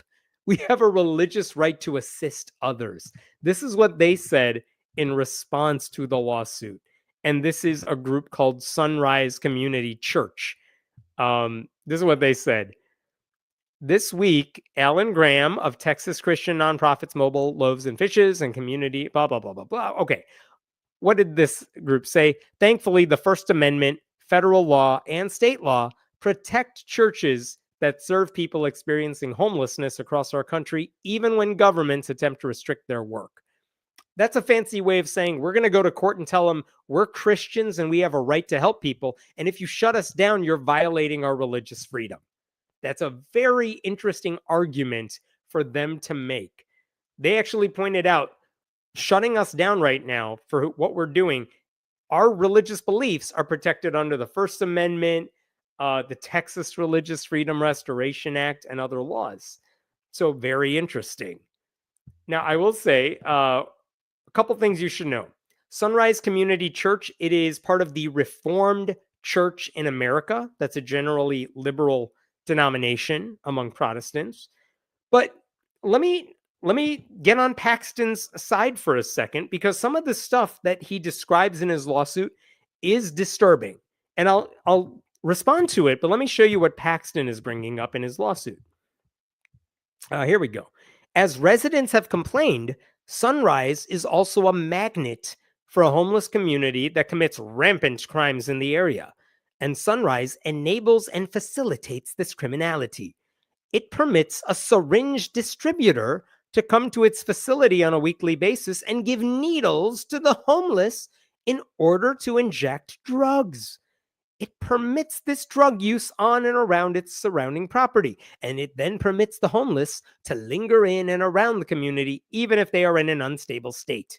In their own words, Sunrise has converted the area into a steady home base for this degenerate, drug-addled homeless population. Dude, they're called humans, man. What is that dehumanizing language? The result is predictable and devastating. And this is the picture they included. I don't know if this is some accurate picture or what. They say it's used needles found by a business near Sunrise. But okay, that's not great, I will admit. And if that's near an elementary school, that's definitely not great. What the lawsuit argues is that the Austin City Council has given this Christian ministry over $2.5 million to do its work since 2021. And that is why Paxton wants to shut it down. He says it's too dangerous for the community. They're getting taxpayer dollars to do the work they do, because it turns out Christian ministries can actually do secular work, and that's what the county is paying, the city is paying them for. Whoops, shutting that off for a second. But basically, what Paxton also says in the lawsuit is that the ministry has enriched itself with public money. I don't get that, because there's no evidence of the religious leaders getting wealthy off of this project, or there's no evidence of the institution not using the money inappropriately. And I told you about the syringe thing, that they're giving away needles. I just want to comment on that for a second. Why on earth do you think, let's say you have these people who are unhoused and they're on drugs, why on earth would you want to give them needles so they can use drugs? Well, let me give you an answer to that, because I think that is a thing that trips up a lot of people who just kind of see the headlines or the pictures. And the thing is, if people are struggling with substance abuse, they're not just going to magically cold turkey stop doing drugs. They will find a way to get them, and they're going to use whatever needles they can get their hands on to inject those drugs into their bodies. And that means they're hurting themselves even more. They might be hurting others indirectly, because if you're sharing needles, you might be sharing diseases and spreading diseases. So when you give people sterile, clean needles, which is, by the way, what the Centers for Disease Control and Prevention says you should do, it actually reduces the risk of infection for the people using them, and it prevents disease outbreaks. So giving them needles is kind of like giving people condoms. We are not saying you should use them, but if you're gonna do the thing you're gonna do, we want you to be as safe as possible. So there is a net benefit to the needles. Now, the fact that some of these people might be using those needles and then just tossing them on the ground near an elementary school, yeah, that's not great. But the program itself of giving away sterile needles, that is proven and effective, according to the CDC. And it's not encouraging drug use any more than sex education and contraception encourages people to have sex. You know what I mean? It's about harm reduction. That's the goal here. So this is what I took away when I was reading this lawsuit from Ken Paxton. He spends so many pages describing the ways all these people in the community are so disturbed by the people who are being helped by this homeless shelter. But it's not like Ken Paxton and Republicans have a plan B for helping these people out. They want to shut down this ministry, but there's nowhere for those people to go then. They're just going to disperse to another shelter. They're going to go somewhere else and do the same thing they want to do. Ken Paxton's idea is, if I move them away from here and make them go everywhere else, all of a sudden I can act like I solved the problem, even though I just made everything worse. That's the problem with what Ken Paxton is doing. Texas Republicans are not hard at work creating policy plans to increase affordable housing or give those unhoused people access to licensed social workers or potential jobs. Ken Paxton just wants them to go away from this one spot. And if they die, you think he cares? Of course he doesn't. He doesn't care if women who are pregnant die because of complicated births right now. And the ministry, however, does. This is what Sunrise Homeless Navigation Center, that ministry, this is what they said in response to the lawsuit. It is regrettable that the Attorney General Paxton took this route, especially during the week of Thanksgiving, but Sunrise intends to keep offering services to people in our community who need them. We are committed to being a good neighbor. We will continue to work every day to support the elementary school, our neighborhood, and our entire community. And they go on to say, we have a religious right to do the work we do, which is a wonderful thing to say. And I support that they are saying that. And I would just look at the numbers here. As the largest provider of homelessness services in Travis County, Sunrise has helped more than 4,275 people move into safe, supportive housing.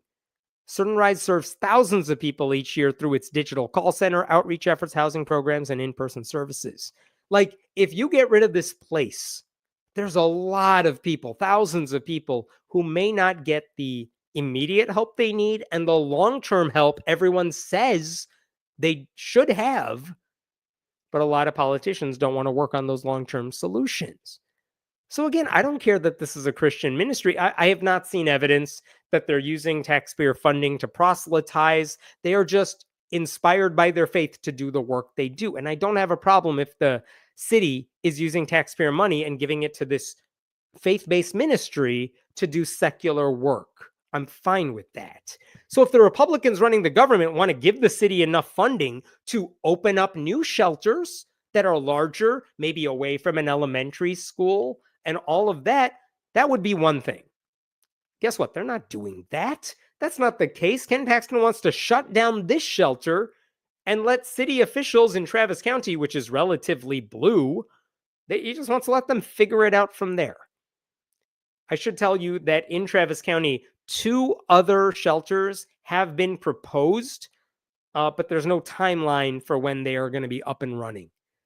So this lawsuit's only going to make homelessness worse in the community because of Republican intervention. And you know what's going to happen. Ken Paxton's, if he wins, he's going to make the homelessness crisis worse because these people won't have a safe spot to go to. And when they disperse and when they create problems in other parts of the state, Republicans are going to blame Democrats for the problem that Republicans just caused. One other thing about all this. This is not the first time Ken Paxton has gone after a religious ministry for doing things that Jesus would do. Earlier this year, he actually sued Annunciation House, which is a Catholic ministry that helps refugees. But the ministry prevailed for technical reasons in court. That case has been appealed to the state Supreme Court. But the lawsuit itself angered people. The fact that Ken Paxton went after a Catholic ministry for helping refugees, it pissed off conservative Catholics too. Check this out from earlier this year. Catholic Bishop Mark Seitz, who served the Dallas and El Paso diocese for more than 40 years, has condemned Paxton's litigious attempts to close the Annunciation House. This guy, who is the chair of the U.S. Conference of Catholic Bishops Migration Committee, pause right there. The U.S. Conference of Catholic Bishops is a very conservative body that sets the rules for all that stuff. Catholic hospitals, you know how they don't provide any services, vasectomies, tubal ligations, abortions. They don't help you even in the case if a woman's life is in danger. All of those rules that Catholic hospitals are under are set by the U.S. Conference of Catholic Bishops. This guy is part of that. And he is like, what are you doing going after one of our people?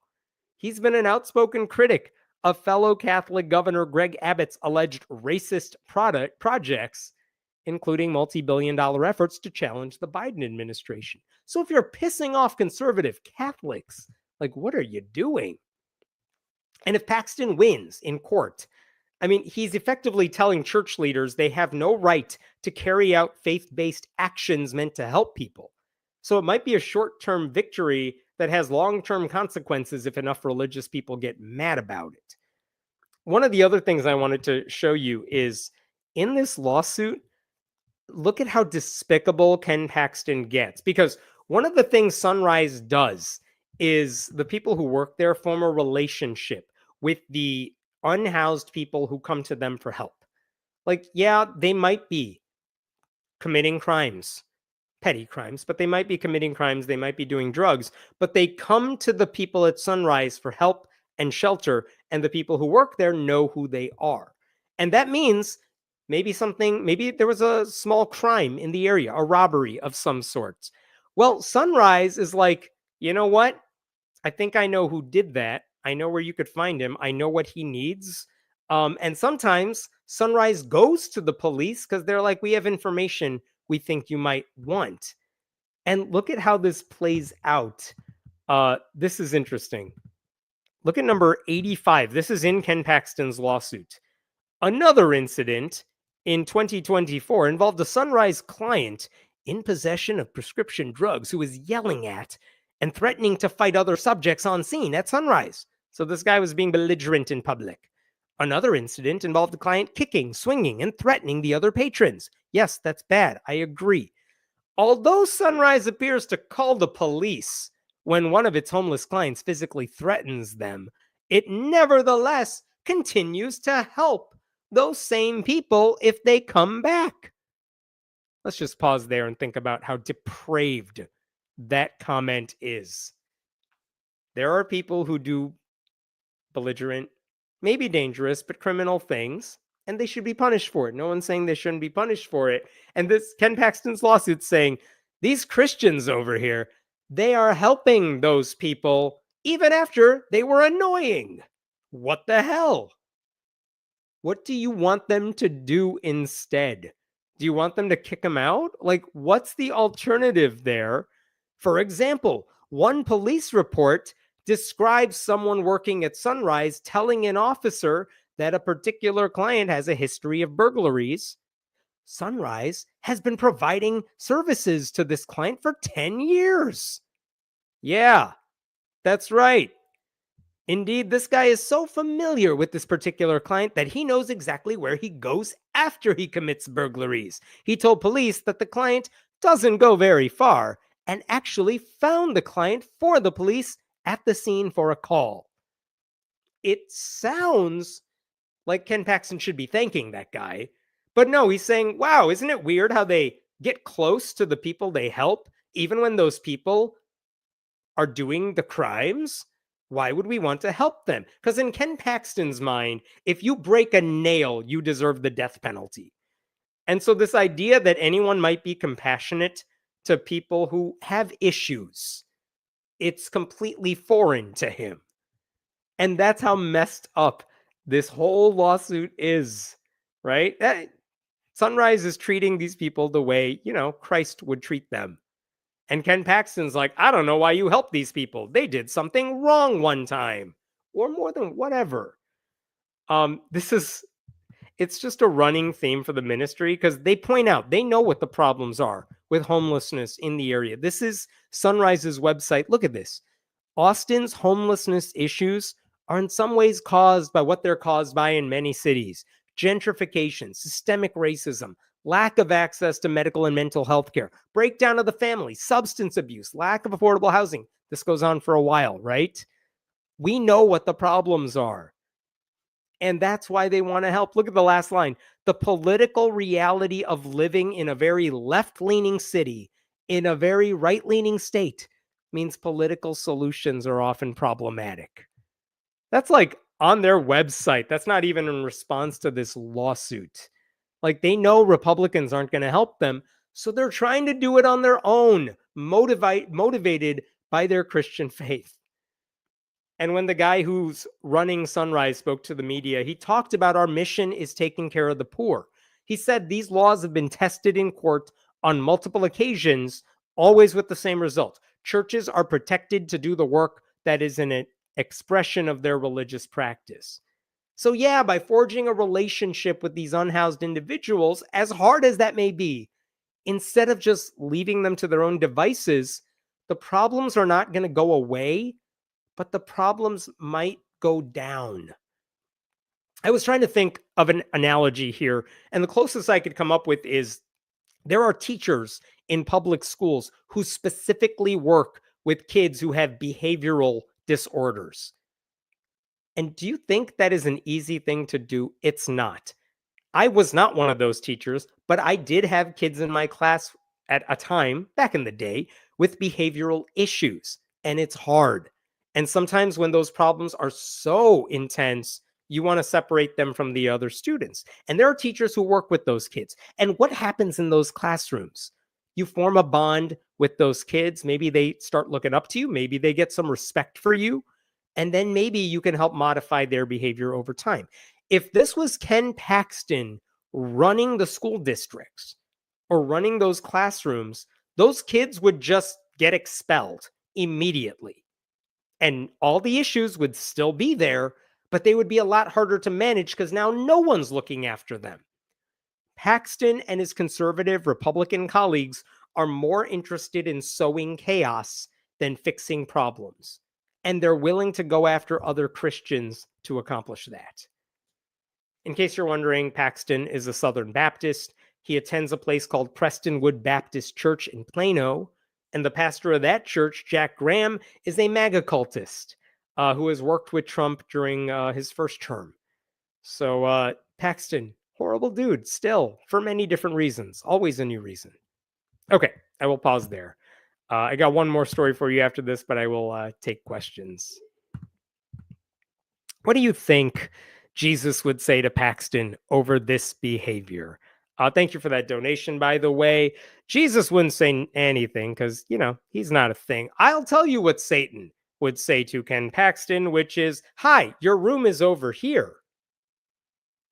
But this is the thing, listen, you can be an atheist, and yet the best case interpretation of the Bible, you're saying, hey, why can't you guys be more like Jesus? And here's a Christian ministry in Texas doing exactly that.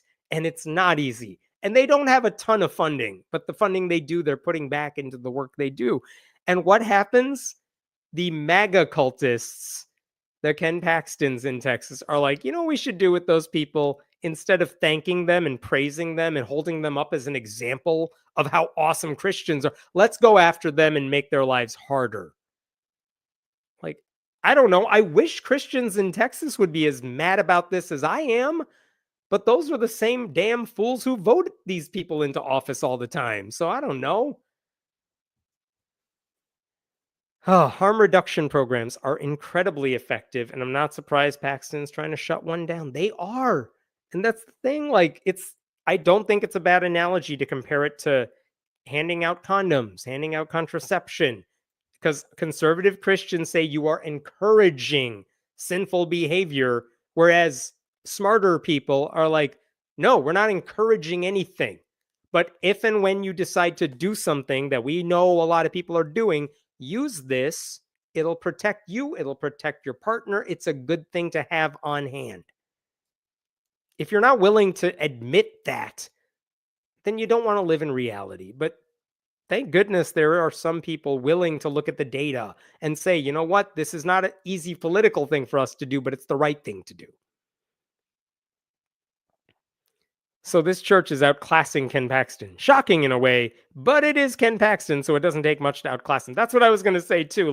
Yeah, buddy, it doesn't take much to outclass Ken Paxton. A lot of people can do it. But honestly, kudos to this church. I admire so much of what they're doing here. It's a good thing. I do actually appreciate when churches actually do good. Listen, it doesn't happen often. So when it does, we can give them props for it. It's okay. You're not a bad atheist. All right. For once, a homeless shelter wants to do what Jesus would do, and they're getting punished for it. Yeah, I mean, they don't have to be in Texas. They could do the work anywhere. The fact that they're doing it, even in Travis County, which is blue, but the fact that they're doing it in Texas says a lot about how dedicated they are to this, because it cannot be easy to try to do this work in Texas. I often work with other organizations that are faith-based but operate in a secular nature to come up with treatment plans for individuals who suffer from chronic mental illness. Well, thank you so much for doing that work. And again, yeah, there's nothing wrong with that as long as the work they're doing is secular, especially if they're funded by tax dollars to do the work they're doing. There's nothing wrong with that kind of partnership. I don't care what your motivations are. I care what you do with it. All right. I got one last story for you. This is, I decided to end on a somewhat uplifting note, but it's kind of a disturbing story. You'll see what I mean in a second. Let me pull this up. And feels so good to close the tabs. Okay. I wanted to get to this last week and I didn't have time, so I'll close with this. I wanted to give a shout out to the UK Parliament, the House of Commons, because they have now moved forward with legislation that would allow some terminally ill people to end life on their own terms instead of suffering needlessly because the law forces them to stay alive against their will. It's just this extremely compassionate legislation that just passed the first hurdle. Let me show you what this bill is all about. This is what it actually is, the Terminally Ill Adults End of Life Bill. And it's a 38-page document. And basically, here's the crux of the story. They voted on this bill. The final vote was 330 to 275 in favor of passing it. So it passed. but the specifics here are kind of amazing, all right? The vote came after hours of debate, and they are now going to proceed to the next phase where this is going to be scrutinized by politicians in committees and amendments can be proposed. And I don't know if this is going to become a law, but again, it passed the first hurdle, and that is a huge step that I did not know was going to happen, okay? But here's the way this bill works. And I'm going to tell Den right now that I got one more story after this. I just forgot, but I'll pull it up in a second. But here's what this bill does. This bill would apply to a small group of individuals in absolutely horrific situations. The way this bill works, if you are over 18, legal adult, and diagnosed with an illness that is going to end your life within 6 months, only then are you eligible to be to take advantage of it. And that's sensible. 2 doctors and a judge have to sign off on your request to end your life, and they have to do it at least 7 days apart, which is sensible, but it also prolongs the pain. And this is interesting. Any medication you take to end life has to be self-administered, which means if there are people who don't have the ability to feed themselves, they just have to keep suffering. And so I think that one gets a little too narrow. But the basis here, the idea here is to make sure that people who are simply depressed, elderly, or pressured by their family or people close to them to end their life for shady reasons, we don't want them taking advantage of the opportunity. So that's why they have all these rules and hurdles everyone has to jump through. But that means a lot of people who could benefit from a death with dignity law are still going to be left behind. So this bill is very narrow, too narrow for my approval, but it's something. And the downside to having a bill this narrow is that that means a lot of people who are suffering and are just, they have no cure, they're going to die, but they have no way out. That means their options are to just keep suffering or maybe go to Switzerland, which is what's happening right now because these procedures are legal there.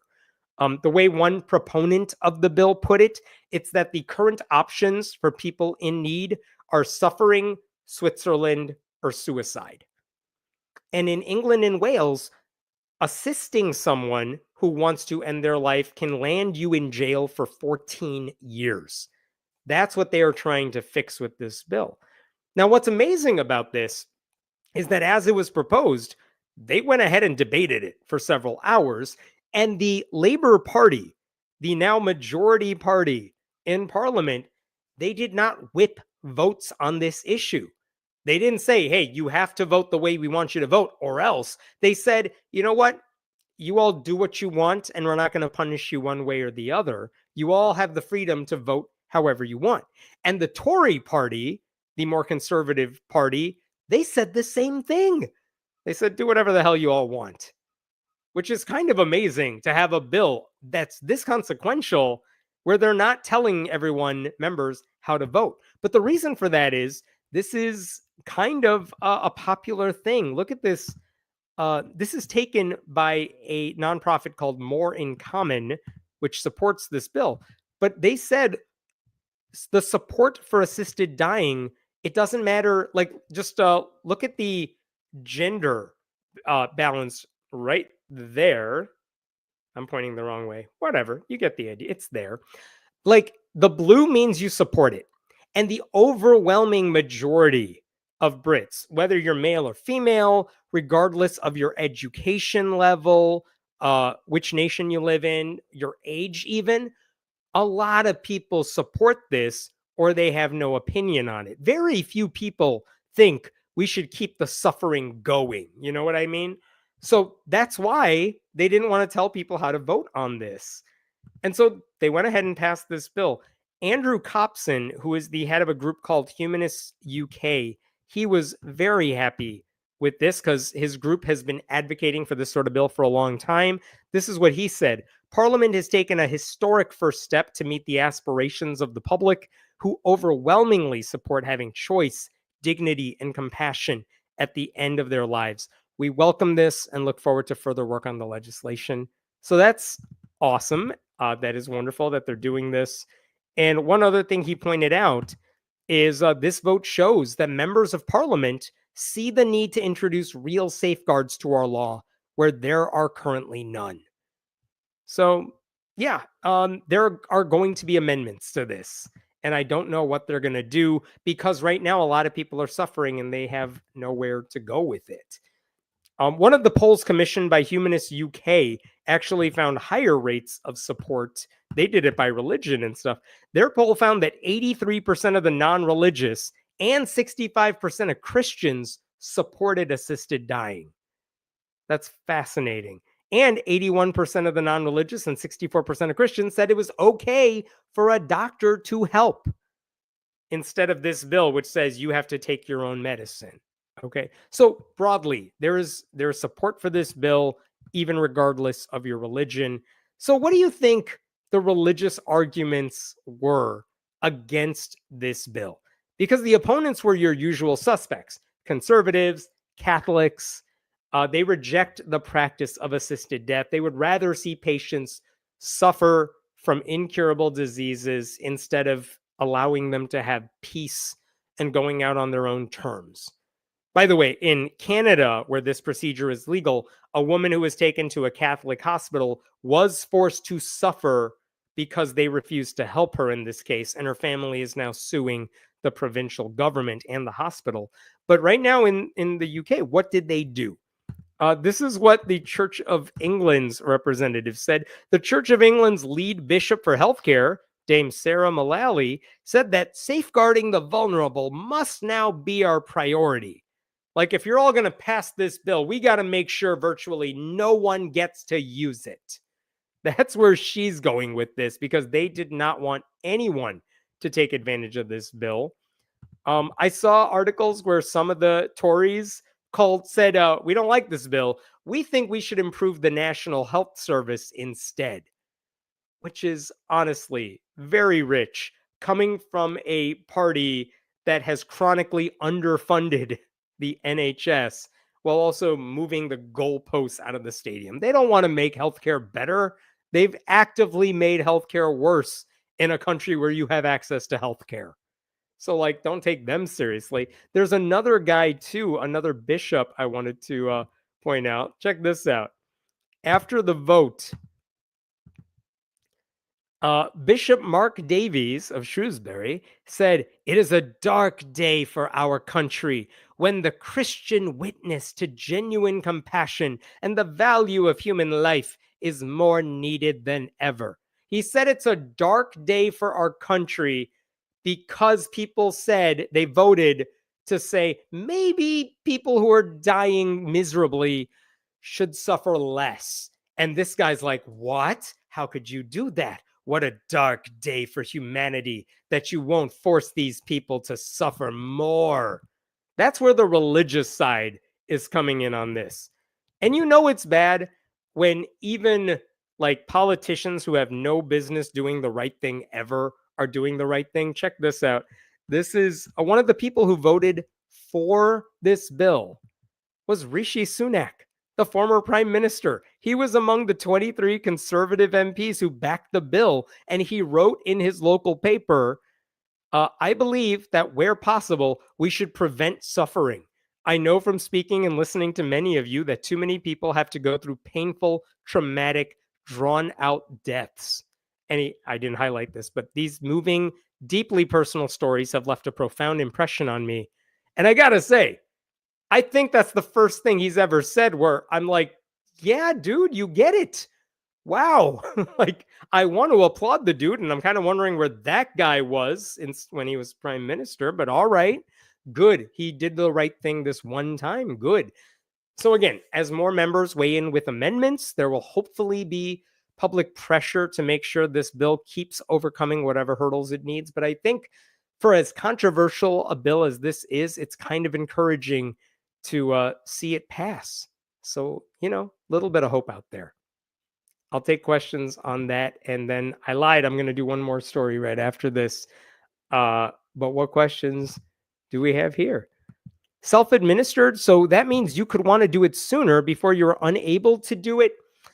I mean, what you are referring to is something that is technically illegal right now. I mean, could you take your own life? I mean, you could, but that's not what we're talking about. And no one is encouraging that. They're saying if you want to, if you are going to die in the next 6 months, because doctors say you have an incurable disease, you have no other option. Right now, the doctors cannot help you end your life. And what this bill would do is to say, if you want to take the pill, you can do it, assuming you meet all the regulatory eligibility hurdles. Um, that's it. I don't want to say anything that seems wrong or insensitive there. Death with dignity laws are a genuine act of mercy. If you've ever spent time with someone who is slowly dying, it's horrible. I can imagine that those who are opposed to this have never even seen it. Yeah, seriously, I think the name of the guy is Tony Nicholson. I think he was a UK guy who was suffering a tragic end of his life, and he advocated for a bill like this. And obviously, it didn't pass in time because this is years ago. But if you look up pictures of the guy, and I can't remember if that's his name or not, but if you look up pictures, there are pictures of people in agony because they are suffering every day and they just want it to end. And they have made peace with everything and they have said their goodbyes. And the law is forcing them to keep suffering. It's just completely inhumane. Sounds like it's too narrow. I agree. Unlike the dystopian situation with the Canada version of this law, not sure how to fix it, honestly. Yeah, I mean, I think it's like Obamacare. It's like, it's not enough, but it's a start. And if you ever elect good people, they can keep improving on it. But at some point, you got to just take that first one and you got to do something so that people get a little more comfortable with the idea. So I'm not blaming them for a very narrow law as long as we can just get this one done, because then you can improve on it. It's not going to be perfect from step one. Just saying that involving the government in a personal decision led to the current situation with the abortion debates. Yep. I don't know why you want to get the government involved in healthcare decisions, but that's what the law is right now when it comes to this issue in the UK, and it's a bad one. Take it from me as someone who doesn't have guaranteed health care, but does have a lot of Republicans who want to control health care. It's bad. No one wants what America has. It's horrible. There isn't a civilized country in the world that wants American health care and want to trade what they have for it, because everyone else in the world makes fun of our healthcare system, and rightly so. All right. Final round. I think, you know what? I don't even have slides for this. Screw it. I'm just going to talk my way through this, but I wanted to get to this today because it's happening today. So give me just a second to pull this up. Okay, last story. 2 Florida school districts have just done something that's kind of amazing because in Florida, where Republicans run the state, they have passed a law that says public school districts can have volunteer chaplains in the building that kind of function in place of social workers and counselors. And Florida passed a law earlier this year that says, yeah, you can have Christian chaplains in schools. And the law says, here are some caveats to that. Parents have to be informed about the religious affiliations of these chaplains. So, like, if a Satanic Temple chaplain makes the list, parents can know who that person is. All the parents have to give permission before the kids see them. Okay. And all the potential chaplains have to pass a background check, which is fine. It's like the bare minimum, but okay. But there's nothing about proselytizing. If a Christian chaplain gets in the building and a parent says, hey, I think my son is gay and I want you to meet with him and I give you permission to talk to him, what is stopping that? Stopping that chaplain from trying conversion therapy or telling the kid that there's something wrong with him? Nothing, in theory. That's the problem with this bill. But this is what they passed in Florida. And we knew what this would look like in practice. Like, there are going to be, you can imagine, there are no rules to becoming a chaplain. There don't have to be, because the law doesn't say you have to have X amount of years in school or anything like that. So a church that said, hey, if you're a man in my church, I printed out these certificates for you that say you're a chaplain, and I sign them, and come pick yours up and then go to your local school district, tell them you're a chaplain so we can get our church in the building. There's nothing stopping them from doing that, basically. Like, anyone can be a chaplain as long as their priest wants them to do it. And there are some priests who will absolutely do that, right? So there's nothing stopping them from using public schools as target practice for proselytizing and for conversions. All they need is a parent's permission, and they could spend this school time trying to get the kids to convert. And you can imagine the problem for LGBTQ students and other minority students, okay? So, again, the law says school districts can have public school chaplains, but it's up to the individual school districts to figure it out. Now, I talked about this back, I think, in August, maybe a couple months ago, because Ron DeSantis signed the chaplain bill at a high school in Osceola County. And the superintendent said at the time, it's an honor that you've chosen our community for today's signing ceremony. But I mentioned this a few weeks ago because that county said, oh, we just heard from a Satanist who wants to be involved in this. Maybe we should not allow chaplains in our buildings at all. And they didn't vote on it, but the Satanic Temple did speak at their meetings. And they were like, maybe we don't want to do this here. Now, they had every right to do it. But anyway, they kept delaying that vote in Osceola County. They said, okay, Satanists spoke. Let's not vote on this. Let's have a committee look into this.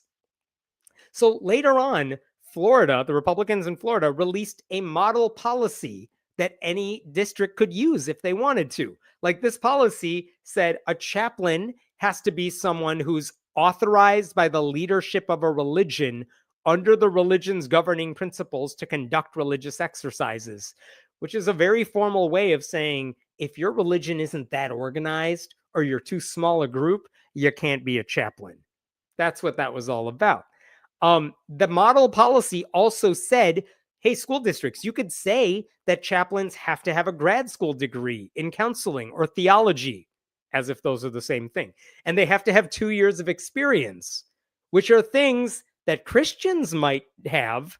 But I promise you, humanist chaplains, satanic chaplains, probably don't have the infrastructure to pull that off, right? And that's the thing. If a school district adopted the model policy, they're kind of setting themselves up for a lawsuit. Americans United for Separation of Church and State looked at that model policy, and they put out a press release saying, you guys, if you adopt this, it's unconstitutional. It's going to exclude so many Christian denominations, much less non-Christian ones. You can't take this. So every school district now has to decide, do we want chaplains? If we do, what are the rules we're going to use? Because if we use whatever Ron DeSantis is giving us, we could be sued over it. And he's not going to step in to help us if that happens. Okay. One of the interesting things I think you might want to see is this right here in Osceola County. They actually had a proposal on the table for what their chaplain program would look like. And look at this thing that I highlighted here. The parent shall sign a waiver that releases the school district from liability for any and all actions of the school chaplain. This county says, okay, we want to bring chaplains in the school, but if we do and they do something you don't like, you can't blame us for it. If you have to include a liability waiver, why doesn't it cross your mind that maybe this is just a bad idea to begin with, right? So just ominous, that's a bad idea. So anyway, this week, and the reason I wanted to share this with you tonight, this week, after months of meetings and debates, the Osceola County School Board, and a different one I'll show you in a second, they decided they were going to take a vote on school chaplains and this new policy. Do we want to adopt the chaplain policy using these new rules that we created? Or do we want to say no to the entire thing? And one of the dudes who was speaking out in favor of getting chaplains was actually one of the former school board members who really advocated for this when he was on the board. He said, this program is necessary. God is not a lie. You will harm our students by denying this. Here's something good for our population and you deny it. Whereas another school board member who was actually sitting on the board was like, you guys, this opens our district up to potential financial risk, and I don't want to take that risk. Students still have the ability to express their faith. It's still protected, but I am worried there will be a challenge to this law as it's written. And during the public comments that took place this week, I wanted to share with you just a short clip from one of them. This is from Jocelyn Williamson, and she is the co-founder of the Central Florida Free Thought Community. And she spoke up before they were voting on this, and she urged them, do not vote for this policy, okay? It's just going to end badly. She spoke for a few minutes. I'm only going to show you 1 minute, but here you go. Suppose a student questioning their sexuality or a family situation seeks help. Can we trust that the counsel, shaped by the chaplain's particular beliefs, will be unbiased, supportive, and trauma-informed? Your policy allows religious convictions to invalidate a student's lived reality regardless of intent. We must acknowledge the messy process of deciding which faiths count, which clergy qualify, who makes that call. Do we want district employees becoming arbiters of religious legitimacy? Let's remember, students and parents have always found clergy outside school hours and off campus. Students can form religious clubs. They can carry religious scripture. They can pray with their peers, even proselytize student to student, freedoms that are well protected. Why create new entanglements? Our children deserve certified, competent care, and in an environment free from doctrinal disputes. This policy will surely bring that. Love it. She's so eloquent in how she said that. And guess what happened? When they finally voted on this, they actually had a very big rules package, including that section with the chaplains. They unanimously decided to adopt the rules, but without the chaplaincy part. So the chaplains are out the window. They are not doing that in Osceola County. And that's a huge victory after months of debate and one Satanist speaking, or maybe more, but speaking at their meetings. I spoke with David Williamson, who is the Central Florida Free Thought Community's other co-founder, and he told me that victory came after 6 meetings and 4 votes. And there was so much pressure on them to adopt the chaplains, but they were rightly worried. The school board was rightly worried about the legal consequences and maybe also the actual fears of what some of these chaplains might do if they were allowed in the buildings. So that's part one. They unanimously rejected the chaplains in Osceola County after all that. Huge. But that's not the only one. There's also a different county, the Marion County School Board, and they were also discussing chaplains.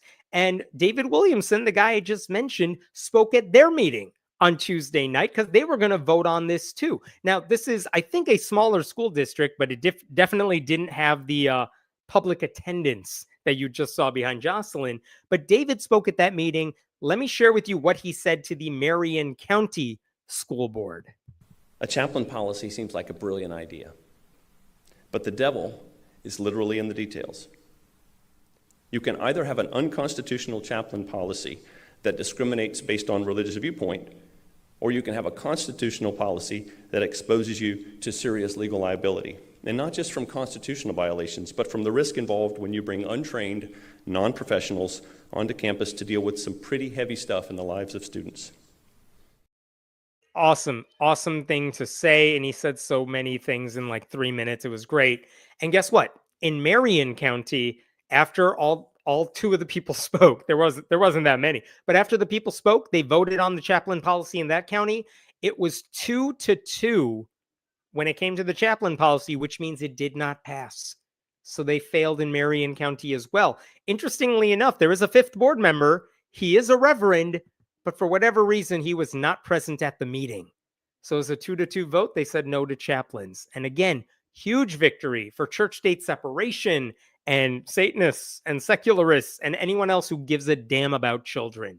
So students in these districts will not have to defend themselves from predatory Christians who treat them as targets.